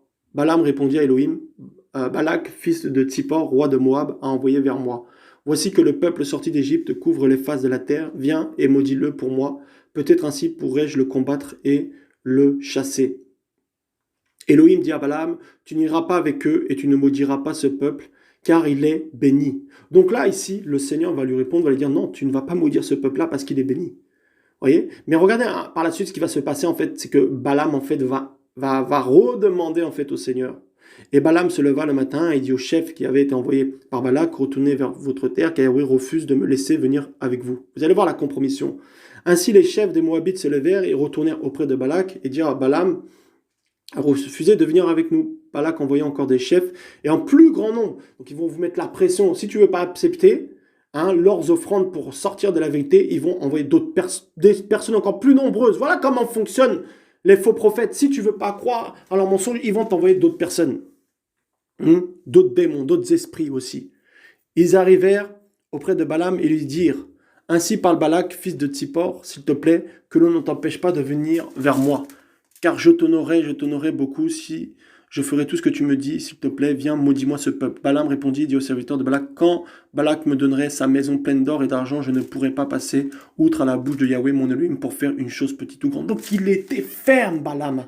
Il dit, non, même si tu me donnes l'or, même si tu me donnes l'argent là, je ne me compromettrai pas. Je ne maudirai pas ce peuple parce que je ne veux pas désobéir à la voix de Yahweh. Donc vous voyez qu'au début, là, il y avait la fermeté, frères et sœurs. Verset 19. Maintenant, s'il vous plaît, vous aussi, restez ici cette nuit pour que je sache ce que Yahweh me dira encore. Elohim vint la nuit à Balaam et lui dit, puisque ces hommes sont venus t'appeler, lève-toi et va avec eux. Seulement la parole que je te dirai, tu l'exécuteras. Ah, waouh! Donc ici, le Seigneur dit, en gros, Seigneur, c'est comme ça qu'il fonctionne. Il te dit non par rapport à quelque chose, mais tu continues à le faire. Il te dit, ne fais pas ci, mais tu le fais encore. Il te dit, vas-y, mais continue. Il te dit d'enlever telle chose, tu ne l'enlèves pas. Il te dit, vas-y, mais continue. Continue, en fait, dans ton erreur. Et en fait, il te laisse. Mais regarde, il lui donne l'accord, en fait. Continue, de toute manière, en gros. Quand tu ne comprends pas, il te dit, vas-y, fais, en fait. Vas-y, fais. Il te laisse. En fait, quand le Seigneur, tu insistes, alors qu'il te dit non, il te laisse dans ta bêtise. Vous voyez? C'est comme ça qu'il agit, Yoshua. Et verset 21 dit ainsi, Balaam se leva le matin, c'est là son ânesse, et partit avec les chefs de Moab, parce que le Seigneur lui a dit, vas-y, allez, fais ce que tu veux. Verset 22, mais la colère d'Élohim s'enflamma parce qu'il était parti. L'ange de Yahweh s'étend debout sur le chemin pour s'opposer à lui. Voilà, et je ne vais pas lire la suite, frère, sœur. Ensuite, une ânesse va vouloir le réprimander, tout ça et tout. Et puis, le Seigneur va juger Balaam, On nous dit, verset 23, l'ânesse vit l'ange de Yahweh qui se tenait debout sur le chemin, son épée nue dans la main. Elle se détourna du chemin et alla dans les champs. Balaam frappa l'ânesse pour la ramener dans le chemin. Donc lui, il ne comprend même pas. Le Seigneur lui dit, mais reviens, retourne, va pas là-bas. Et il frappe l'ânesse que le Seigneur voulait utiliser pour le ramener sur le droit chemin. Frère, il y a des gens que le Seigneur va envoyer. Il y a des gens, il y a des situations. Le Seigneur peut envoyer des personnes pour te ramener sur le droit chemin. Mais toi, tu les frappes. Tu les frappes, tu les accuses de méchants alors qu'ils veulent t'amener sur la voie droite. Tu prends ton épée et tout de suite, tu la juges sans comprendre qu'en fait, que la personne veut ton bien. Parce qu'en fait, le mal est appelé bien et le bien est appelé mal. Parce que, frère, ça, quand quelqu'un commence à te reprendre durement, on commence à te dire, non, mais t'as pas d'amour, toi. Toi, t'es méchant, t'as pas d'amour, tout ça et tout. Voilà. Et puis, comme la NES, on te frappe. Voilà. La NES, là, représente les véritables serviteurs qui veulent amener aussi les gens sur le chemin. Vous voyez? Quand on voit le Seigneur, il est monté sur la NES. Et c'est pas la NES qui est montée sur le Seigneur. Vous voyez, la NES représente les serviteurs véritables. Alléluia. Oh Seigneur. Verset 24, l'ange de Yahweh se tint debout dans le chemin creux entre la vigne avec le mur de ce côté-ci et un mur de ce côté-là. Voilà. Et verset 25, la NES vit l'ange de Yahweh se serra contre le mur et sera le pied de Balaam contre le mur. Balaam le frappa de nouveau. Ouais, il résiste. Oh Yeshua. Des fois, c'est pour ça, frère et soeur, il faut qu'on comprenne le langage du Seigneur. Des fois, le Seigneur veut t'amener sur la voie droite parce que tu pars dans une mauvaise direction. Mais tu combats le mauvais combat. Mais tu ne comprends pas le langage du Seigneur. Ici, là, Balaam ne comprenait pas le langage du Seigneur. Il s'est fait avoir par ces faux prophètes qui avaient la divination. Alléluia. Et qui lui ont dit de maudire le peuple, de partir avec lui. Il s'est fait avoir. Et il était tellement, en fait, dans sa décision, il s'est dit, non, je vais faire ça. Il a été déjà parti dans son esprit, dans sa tête, que plus personne ne pouvait l'arrêter. Frère, ça, n'est-ce pas que lorsque la conception du péché vient dans ton esprit, c'est comme si tu ne peux plus t'arrêter. Tu ne peux plus t'arrêter, en fait. Tu combats tout ce qui, même les gens qui veulent te réprimander, te dire non, ce que tu as fait, c'est pas bon, non, c'est pas bien, reviens sur le droit chemin. Et au lieu de voir ça comme une bénédiction qui peut t'amener sur le droit chemin, qui peut t'amener dans la vérité, toi, tu commences à dire non, toi, tu es méchant, toi, tu es trop dur, le Seigneur est amour, le Seigneur m'aime. On verra, on va voir au jugement, on va voir. Voyez? Voilà. Frères, sœurs, ah oui, c'est pour ça les femmes aussi là doivent veiller sur leur mari. Ou les maris aussi sur leur femme. Quand la femme s'égare, quand le mari s'égare, il faut le réprimander fortement. Voilà. Si t'es trop dans la douceur, tout ça et tout, c'est bien des fois, oui. Mais non, il faut dire non là, tu n'as pas été sérieux. Faut dire les choses. Voilà. Voilà. Faut être les gardiens de nos frères et sœurs aussi. Quand ils s'égarent, voyez. Voilà. Mais non, on a peur de ce que l'autre va penser quand on va lui dire les choses, tout ça, vous voyez? Ah, c'est terrible, frère. Vous voyez comment il combat l'esprit, il lui dit, non, mais là, tu vois pas qu'il veut te ramener? Non, voilà, je le frappe, voilà. Voilà. Et verset 32, l'ange de Yahweh lui dit, pourquoi tu frappais ton ânesse ces 3 pas? Voici, moi-même, je suis sorti en Satan, car à mes yeux, ce voyage est précipité. L'ânesse m'a vu et s'est détournée en face de moi, ces 3 pas. Si elle ne s'était pas détournée en face de moi, oui, je t'aurais maintenant tué toi-même, mais je l'aurais laissé vivre. Balaam dit à l'ange de Yahweh, j'ai péché, car je ne savais pas que tu tenais debout sur le chemin pour me rencontrer maintenant. Si cela déplaît à tes yeux, je me retournerai. L'ange de Yahweh dit à Balaam, va avec cet homme, mais tu diras seulement la parole que je te dirai. Et Balaam alla avec les chefs envoyés par Balak. Voilà. Voilà, mais je vais m'arrêter là, après vous pourrez lire la suite chez vous. Les faux prophètes, frères et sœurs, les faux prophètes. Et on connaît l'histoire du vieux prophète, où il y a ce prophète-là, comment il y a tellement, on va le lire aussi, alléluia, parce que moi j'aime la parole et ça fait du bien comme ça, des temps aussi, alléluia, et d'enseignement, alléluia, où nous sommes nourris, où nous sommes encouragés, alléluia, par la parole. Alléluia, amen, oh Yeshua Mashiach. Ah oui, c'est magnifique, frère, des temps comme ça. Le Seigneur nous bénit, le Seigneur nous encourage, le Seigneur nous fortifie, le Seigneur nous nettoie, nous purifie, nous lave. Alléluia. Et nous avons le discernement parce que la parole nous éclaire. Alléluia. Et 1 Roi 13 à partir du verset 11. Donc frère et soeur, ne combat pas celui qui veut t'amener dans le vrai chemin. Ne combat pas la vérité. Voilà. Ne combat pas cette voix qui te dit repens-toi. Ne combat pas. Plie les genoux, repens-toi. Parce que sinon c'est le jugement. Voyez, voilà. N'écoute pas les faux prophètes, voilà, qui te disent non, mais tu vas être ça, tu vas être champion, qui t'élève sans cesse, tout ça et tout. Non, écoute le Seigneur qui te brise aussi un peu, qui te met sur la croix. Alléluia. Voyez. Et voilà, le vieux prophète, voilà, Alléluia, 1 roi, Alléluia, 13 à partir du verset 11. Or, il y avait un vieux prophète qui habitait à Bethel et ses fils vinrent raconter toutes les choses que l'homme d'Élohim avait faites ce jour-là à Bethel et les paroles qu'il avait dites au roi, ils les racontèrent à leur père. Et leur père leur dit par quel chemin s'en est allé. Excusez-moi. Or, ses fils avaient vu le chemin par lequel l'homme d'Élohim qui était venu de Yeshua s'en était allé. Il dit à ses fils, scellez-moi l'âne, et il lui scellèrent l'âne, et il monta dessus. Il s'en alla après l'homme d'Élohim, et le trouva assis sur un chêne. Il lui dit, es-tu l'homme d'Élohim qui est venu de Yehuda? Il dit, c'est moi. Il lui dit, viens avec moi à la maison, et mange du pain. Mais il dit, je ne peux ni revenir avec toi, ni entrer chez toi. Je ne mangerai pas de pain, ni ne boirai d'eau avec toi en ce lieu. Car il m'a été dit par la parole de Yahweh, là, tu ne mangeras pas de pain, et tu ne boiras pas d'eau, hein, et tu ne reviendras pas par le chemin par lequel tu seras allé. Donc ici, le véritable prophète reçoit un ordre du Seigneur, ne pas manger de pain, et et tu ne reviendras pas, voilà, et ne pas revenir par le même chemin. Voilà. Donc il reçoit un ordre précis de la part du Seigneur. Vous voyez, donc un commandement, voilà, une vision, voilà, un ordre, voilà, du Seigneur. Et verset 18, il dit, moi aussi je suis prophète comme toi. Vous voyez? Il y a des gens qui vont vous dire, mais moi aussi je suis prophète comme toi. Hein, mais moi aussi je suis chrétien comme toi. Hein?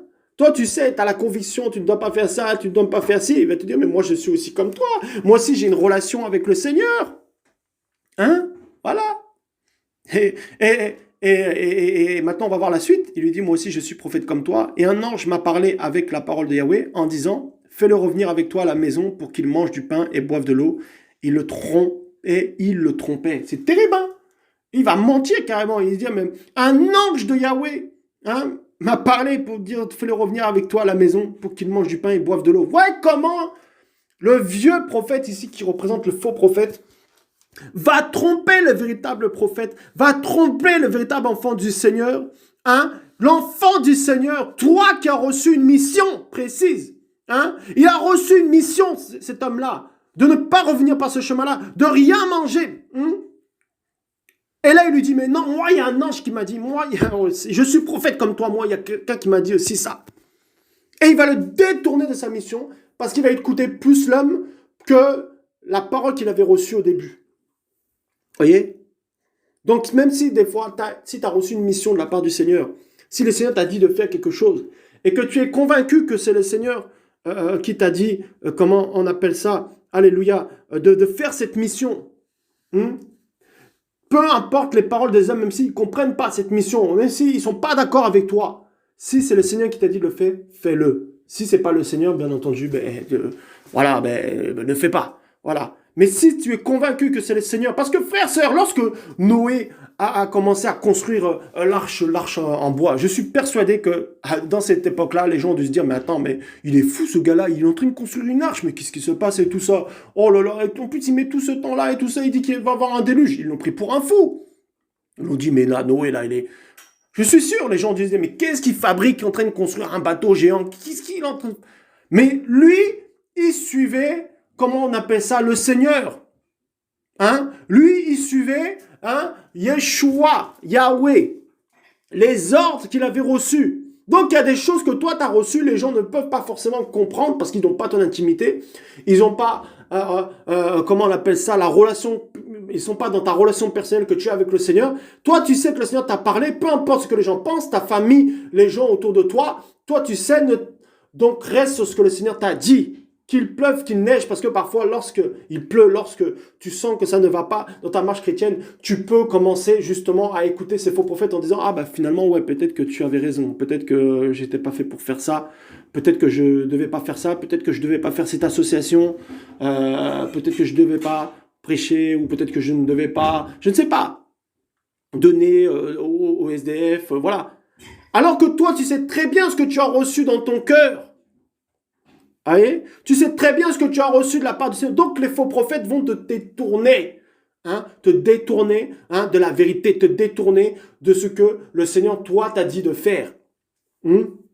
Regarde, le Seigneur te dit, sors de cette assemblée, sors de cette église, je ne suis pas là-bas. Je t'attends auprès des SDF, je t'attends au niveau associatif pour aider les veuves, les orphelins. Et puis tu as le faux prophète qui te dit, non mais tu dois servir à l'église, hein. Tu es le diacre d'ici, tu es le surveillant.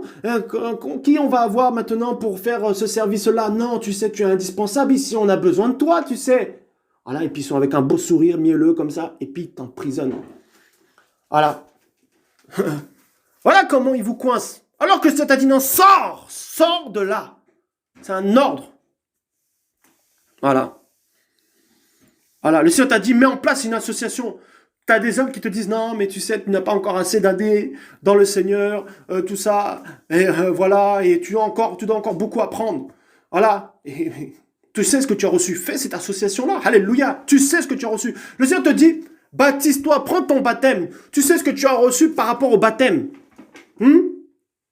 Et on te dit non, il faut que tu reçoives des enseignements d'affermissement avant le baptême. Tu sais ce que tu as reçu. Prends ton baptême. Alléluia. Hein? Voilà. Mes brebis reconnaissent ma voix, hein, et elles me suivent. Alléluia. Alléluia. Alléluia. Et il dit, regardez, et verset 20, il arriva que comme il était assis à la table, la parole de Yahweh vint au prophète qui l'avait fait revenir. Il cria à l'homme d'Élohim qui était venu de Yehuda en disant, ainsi a parlé Yahweh, parce que tu as été rebelle au commandement de Yahweh et que tu n'as pas gardé l'ordre que Yahweh ton Élohim t'avait donné et que tu es revenu et que tu as mangé du pain et bu de l'eau dans le lieu dont il t'avait dit, n'y mange pas du pain et n'y bois pas de l'eau, ton cadavre n'entrera pas dans le sépulcre de tes pères.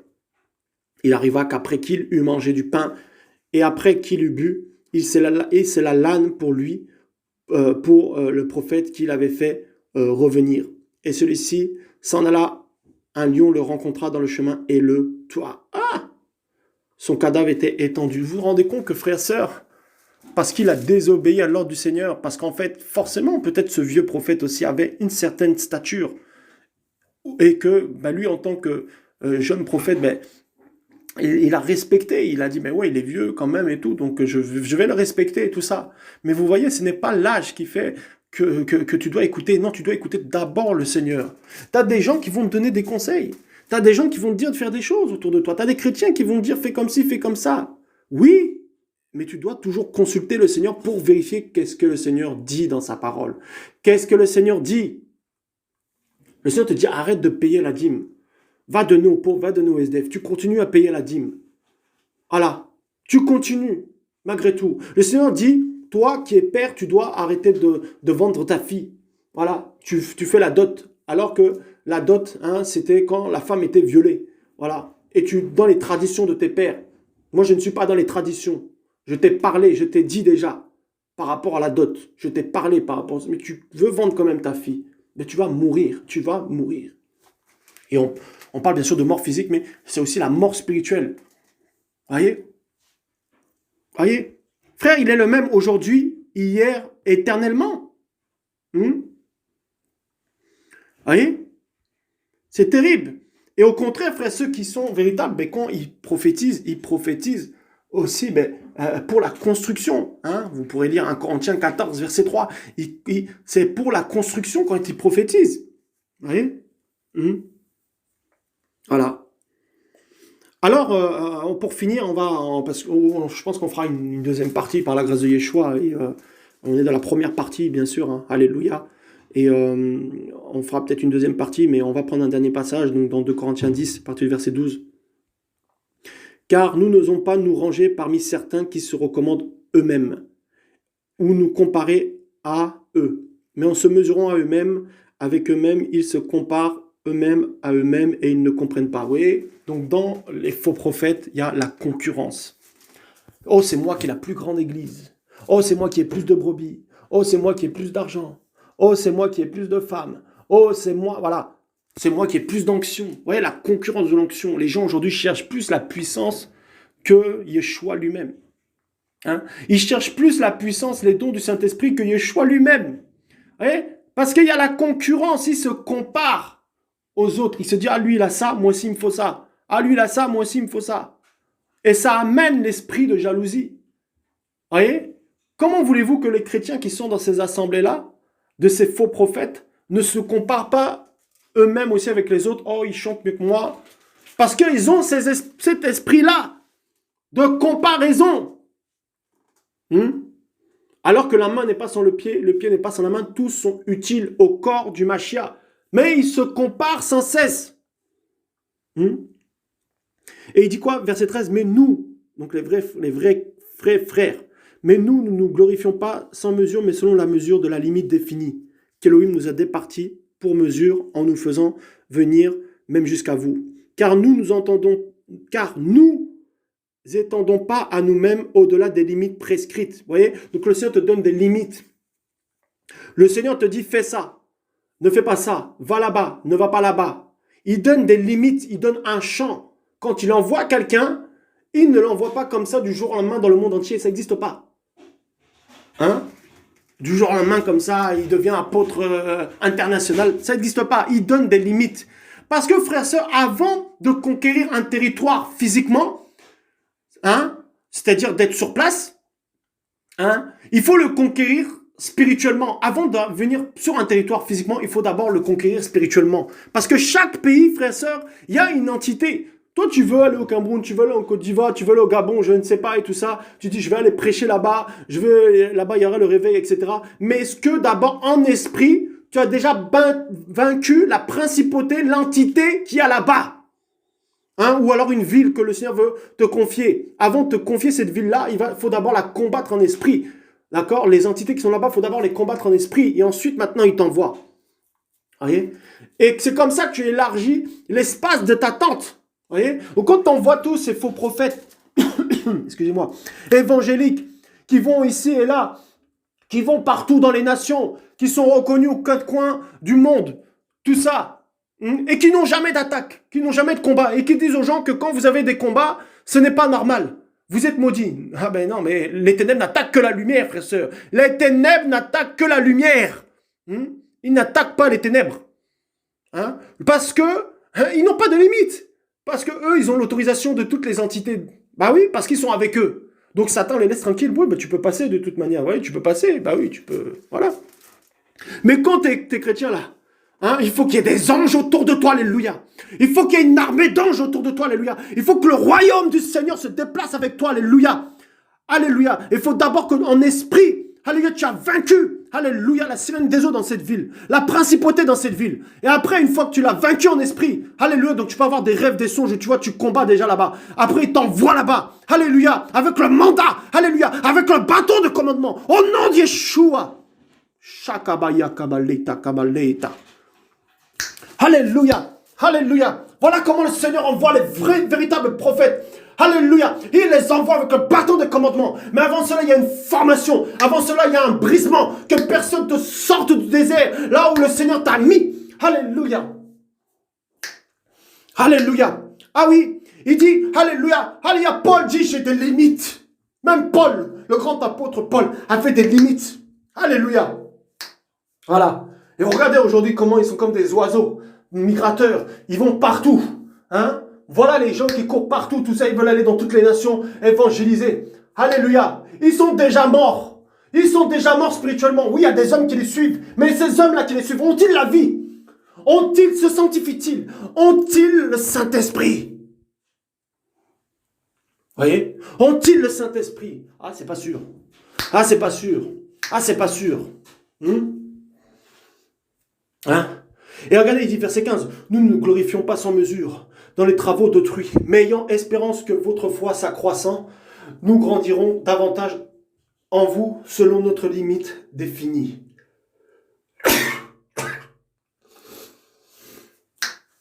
Et il dit quoi? Pour évangéliser les contrées situées au-delà de chez vous, sans nous glorifier dans ce qui a déjà été fait dans la limite définie des autres. Donc il y a même des limites. C'est-à-dire qu'il y a des limites, le Seigneur va dire, va là-bas. Mais il y a d'autres personnes qui sont là-bas, le Seigneur dit, c'est pas ton terrain. Pourquoi tu vas là-bas? Il y a déjà un frère que j'ai placé là-bas. Il y a déjà une sœur que j'ai placée là-bas. Toi, tu veux venir faire quoi là-bas? Est-ce que le Seigneur t'a envoyé là-bas? Vous voyez, il y a des limites, frères et sœurs, que le Seigneur te donne. Comme ce prophète qui devait ne pas revenir par ce chemin-là. Il y a des limites. hein, pour évangéliser. Vous voyez, on nous dit bien, la parole est vraie, pour évangéliser les contrées situées au-delà de chez vous, sans nous glorifier dans ce qui a déjà été fait dans la limite définie des autres. Oui, il dit, mais on ne va pas évangéliser là-bas, le quartier, la ville là-bas, il y a déjà des gens qui évangélisent, il y a déjà des gens qui sont là-bas, qui prêchent. Moi, je vais aller là-bas, pourquoi? Vous voyez? Voilà. Et c'est pas aussi parce qu'il y a un besoin qu'il faut y aller. Parce que ça, c'est comme à l'époque où il y avait des recrutements comme ça de pasteurs, on disait, ah, là, cette ville-là, il n'y a pas de pasteur, il nous faut un pasteur, donc il faut qu'on recrute un pasteur, voilà, en CDI, tout ça et tout, parce qu'il n'y a pas de pasteur, donc forcément, il y a un besoin dans cette ville. Voilà. C'est le Seigneur qui connaît les besoins de son peuple. Hein. Arrêtons, les gens sont recrutés pasteurs, et ils ont même, c'est comme un CDI, hein. Hein. Il y en a, ils sont à l'URSSAF et tout. Voilà. Mais que celui qui se glorifie dans le Seigneur. Car ce n'est pas celui qui se recommande lui-même qui est approuvé, mais celui que le Seigneur recommande. Voilà. Et pour finir, voilà ceux qui se recommandent, ceux qui viennent toujours, et ils viennent te voir, ils t'écrivent des messages sur Facebook, ils viennent t'écrire des messages sur WhatsApp, voilà, où tu les rencontres comme ça et tout ça, et puis ils te disent, moi j'ai l'onction, moi je suis prophète, comme ce vieux-là qui s'est recommandé, ce vieux prophète s'est recommandé, et il a sorti cette personne, ce frère, voilà, il a sorti de la vérité, il a sorti du chemin, et il est mort, il s'est fait manger par un lion. Vous voyez? Bah oui. Donc, ouais, ils viennent, moi je suis ça, je suis ci. Donc forcément la personne dit elle est prophète, elle est prophète. Forcément la personne dit qu'elle est apôtre, elle est apôtre. Forcément la personne dit elle est évangile, qu'elle est évangile, parce que derrière il y a un grand homme, soi-disant de Dieu, je ne sais pas qui l'a recommandé ou l'a ordonné. Donc forcément, et ça fait comme un crédit, hein. Cette personne a un crédit, un témoignage, mais c'est un témoignage qui vient de l'homme. Mais le témoignage du Seigneur, elle ne l'a pas. Vous voyez? Voilà comment on est trompé. Voilà. Tous ces jeunes, quand je vois ces jeunes qui sont sur les réseaux sociaux, qui sont là, qui ont 22 ans comme ça, qui prêchent, qui disent je suis prophète, machin, je prophétise sur ta vie, et puis en dessous il y a écrit don, machin, et qui commencent à parler en langue pendant 1 heure comme ça, vous nous fatiguez. Toi qui écoutes ce message-là, s'il y a des gens comme ça là, sur Facebook, là, faut même les bloquer. Voilà, faut les bloquer. Sur les réseaux sociaux, quand tu vois des jeunes comme ça, qui s'autoproclament, machin, tout ça, faut les bloquer. Frères, sœurs, on a reconnu le ministère des apôtres, c'est quand ils étaient morts. C'est quand ils étaient morts qu'on a dit qu'ils étaient apôtres, parce qu'on voit que leur message, ce qu'ils ont prêché a continué. Vous voyez? Frère, c'est quand tu seras mort qu'on saura si tu étais apôtre. Frère, c'est quand tu seras mort qu'on saura si tu étais prophète. Parce que tu as laissé des traces dans cette génération. Parce que tu as laissé des traces. Hein? Ce n'est pas là tout de suite parce que tu prophétises, parce que tout le monde peut prophétiser. Hein? Tout le monde peut prophétiser, mais tout le monde n'est pas prophète. Vous voyez? Et frère, il faut vraiment qu'on comprenne ça. D'accord? Il faut qu'on comprenne que ce n'est pas parce que je dis être quelque chose que je le suis. D'accord? Il faut regarder aux fruits. Et c'est les fruits qui vont te confirmer. Voilà. Et on l'a lu tout à l'heure que, oui, quelqu'un de verset 18, c'est le Seigneur qui te recommande. Ça veut dire, c'est le Seigneur qui te recommande. Quand Pierre devait aller voir Corneille, c'est Corneille va recevoir une vision. Et où le Seigneur va lui dire, appelle Pierre. Et Pierre va aller voir Corneille. Vous voyez? C'est pas Pierre qui a dit, oh, vas-y, je vais chez Corneille. Non. Il a la vision. Vous voyez? Voilà. Par rapport à Ananias, le Seigneur va mandater Ananias pour aller voir Apollos qui était aveugle. Il va lui parler. C'est pas Ananias qui va se lever, qui va se dire, tiens, je vais redonner la vue à Apollos et tout ça, parce que j'ai entendu parler. Non, il a reçu un ordre, il a reçu une révélation, il a reçu une illumination, un songe, une vision véritable. Tu lui as dit, va et fais cette œuvre-là. Voilà, celui qui se recommande lui-même, c'est comme s'il part à la guerre sans armes. C'est comme s'il part à la guerre, qu'il n'a rien, il n'a pas d'armes. Ouais. Continuez à jouer les prophètes.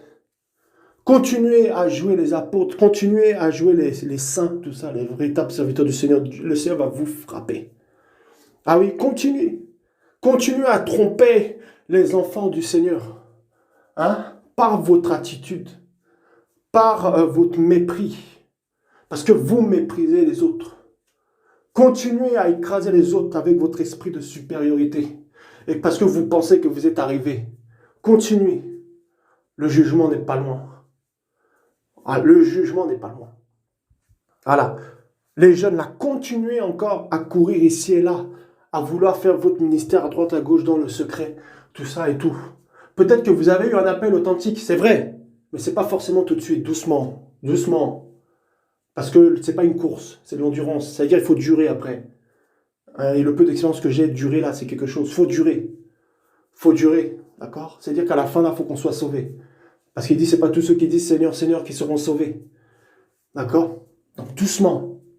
Hein, doucement, tout ça. C'est plus le temps, et je l'ai dit dans le dernier enseignement sur la lampe, ce n'est plus le temps de chercher le ministère, c'est le temps de chercher Yeshua. D'accord? C'est le temps de se cacher en Yeshua, c'est le temps de s'enraciner en Mashiach. Et toi peut-être qui étais découragé, toi peut-être qui étais fatigué, toi peut-être qui te disais que Yeshua, est-ce que Yeshua m'aime, est-ce que Yeshua est encore avec moi, Yeshua t'aime, Yeshua est encore avec toi, mais il veut t'apprendre quelque chose, il veut t'enseigner quelque chose de particulier, tu dois être attentif à son langage, tu dois être attentif quand il te parle, quand il te reprend. Tu ne dois pas faire semblant de ne pas comprendre. Quand tu fais semblant de ne pas comprendre, que tu continues dans ta folie, il va te laisser. Comme Balaam, il va te laisser faire. Mais tu as entendu sa voix. Tu as entendu la vérité. Mais à cause des sentiments, parce que tu aimes cette personne, parce que cette personne même t'a offert même un travail. Je ne sais pas, ou alors cette personne t'a offert un poste, ou je ne sais pas, cette personne t'a aidé un jour. Tu restes accroché à cette personne-là. Tu la suis dans son mensonge. Tu la suis dans son mensonge. Et tu deviens comme cette personne-là. Alors tu sais que pertinemment, tu ressens qu'il y a quelque chose qui ne va pas. Mais tu as peur de perdre ton travail, tu as peur de perdre ton boulot, tu as peur, je ne sais pas, voilà. Et le Seigneur te parle, aujourd'hui, le Seigneur te parle, te dit, sépare-toi, repens-toi, et sépare-toi, car ce n'est plus mon fils. Voyez? Que Yeshua vraiment nous donne le discernement, frères et sœurs, sur les faux prophètes, sur les frères qui sont aussi devenus des faux prophètes, sur les sœurs qui sont devenues des fausses prophétesses, sur ceux qui étaient avec nous mais qui se sont détournés et que parfois on continue même à suivre, on continue à regarder leurs vidéos, on continue à écouter leurs vidéos YouTube parce qu'on se dit que ces personnes-là sont encore dans la vérité. Ces personnes-là qui critiquent à longueur de journée les frères et sœurs qui pourtant les ont aidés, les ont encouragés. Voyez? Frères et sœurs, que le Seigneur nous donne le discernement. Prions et le Seigneur va nous montrer l'état d'âme. Alléluia. L'état d'âme de chaque frère et sœur qui est autour de nous. L'état d'âme de chaque serviteur que nous écoutons. Frères et sœurs, parce que c'est un temps où le loup est dans la bergerie, où ils se sont infiltrés pour mettre leur secte, infiltrés pour détourner les frères et sœurs. Ils sont là, au milieu de nous, partout. Ils te sourient, ils sont gentils, ils te disent, oui, je suis béni, tu es béni. Oh, comment ça va? Ma soeur, ça va, par la grâce de Yeshua. Ils sont là, gentils, tout ça et tout. Alors qu'ils sont dans l'adultère, alors qu'ils sont dans l'impudicité. Mais surtout, c'est qu'ils ne veulent pas changer et qu'ils critiquent les autres. Ils critiquent le travail des anciens, les gens qui les ont aidés, qui les ont fortifiés dans la foi. Voyez, certains critiquent leur père dans la foi, vous les écoutez encore. Voyez? Et ce sont devenus des faux prophètes. Voyez? Il n'y a plus rien, il n'y a plus d'onction. Ils continuent à prêcher, certains prêchent tout ça, et ce sont devenus des faux prophètes. Frères et sœurs, ça va être terrible. Le jugement va être terrible, et je vous le dis, je vous l'annonce. Ça va être terrible. Et la crise qui va arriver, là, les faux prophètes vont pleurer, parce qu'ils n'auront plus rien, on ne pourra plus rien leur donner. Voilà. Du moins, les chrétiens ne pourront plus rien leur donner. Les faux chrétiens ne pourront plus rien leur donner. Voilà. Ceux qui sont manipulés. Voilà. Et qui ne pourront plus rien leur donner. Ça va être terrible. Vous voyez? Les faux prophètes. Voilà. Ils viennent là, ils sont gentils. Oui, frère. Mais attention. La gentillesse n'est pas un fruit de l'esprit. Vous voyez? Voilà. Ou alors, je ne sais pas, tu as une communauté que tu aimes. Chinois, Guadeloupéens, je sais pas moi, Congolais, tout ça et tout. Et forcément, tu te dis, bon, ben, c'est des frères et sœurs quand même qui sont de chez moi, tout ça, donc je vais continuer à les écouter, mais tu sais qu'ils ne sont plus dans la vérité. Tu sens qu'il y a quelque chose qui ne va pas, tu continues. Tu continues à écouter. Voyez? Faites attention aux gens comme ça qui appellent les autres pour les casser comme ça. Ou ceux qui font tout le temps des vidéos, des audios pour casser les autres. Le Seigneur, oui, peut permettre à ce qu'un frère se lève et dénonce les œuvres des ténèbres. Mais quand c'est tout le temps comme ça, tout le temps, c'est plus l'esprit du Seigneur. C'est plus l'esprit du Seigneur. Ce sont devenus comme des terroristes. Un jour, je fais un rêve pour finir. où je vois un frère comme ça et tout, et qui prêchait, tout ça, qui a l'habitude de prêcher, et je le vois comme ça en train de tirer avec une mitraillette sur les gens parce il refusait l'évangile. Le Seigneur me dit, regarde, ces deux sont devenus des terroristes chrétiens. Ce sont devenus des terroristes. Ils forcent les gens à m'accepter. Hein? Et quand tu es comme ça, est-ce que tu es différent des musulmans qui disent que si tu ne suis pas Allah, on te coupe la tête? Spirituellement, tu es pareil. On ne doit pas forcer les gens. C'est pas en faisant peur aux gens que les gens vont suivre l'évangile. Il faut leur parler de l'amour du Seigneur, le sacrifice que le Seigneur a fait pour eux à la croix. C'est pas en disant tout le temps, oui, tu vas en enfer. Surtout, je parle presque, tu peux parler comme ça aux chrétiens, mais aux païens qui connaissent même pas le Seigneur déjà, quand ils vivent, ils sont dégoûtés. Ils sont là, ils sont tristes. Ils n'ont rien, ils souffrent. Et beaucoup, oh Seigneur, viennent avec cet évangile en disant, mais si tu fais pas ça, tu vas en enfer. Si tu fais pas ça, tu vas en enfer. Mais ce que c'est, oui, tu peux. Le Seigneur peut te conduire comme ça parfois. Mais le message, c'est quoi? C'est qu'il y a quelqu'un qui a payé le prix pour toi à la croix, qui t'a sauvé à la croix, et qui ne veuille pas que tu ailles là-bas. Oui, ta situation te conduit là-bas. Mais ce n'est pas le but. Le Seigneur t'aime. Non, c'est la condamnation. Les gens n'évangélisent plus par la vérité. Voilà les faux prophètes. Ils n'évangélisent plus par la vérité. Ils évangélisent par l'orgueil, par l'esprit de supériorité. La connaissance enfle. Et les derniers seront les premiers. Et ce sont devenus des terroristes spirituels qui tuent les gens. Ah oui. Quelle tristesse. Quelle tristesse. Où est passé l'amour du Seigneur dans le cœur? Hein? Des frères qui te confient leurs erreurs. Et quelques années après, tu commences à parler sur leurs erreurs alors que eux, de tout leur cœur, ils t'ont parlé. Est-ce que c'est normal, ça? Et non, on se dit, chrétien, nous devons revenir à la vérité. Parce qu'il y en a beaucoup qui font ces choses-là, dans le secret. Vous voyez? Le temps de la lumière arrive. Le temps de la lumière arrive.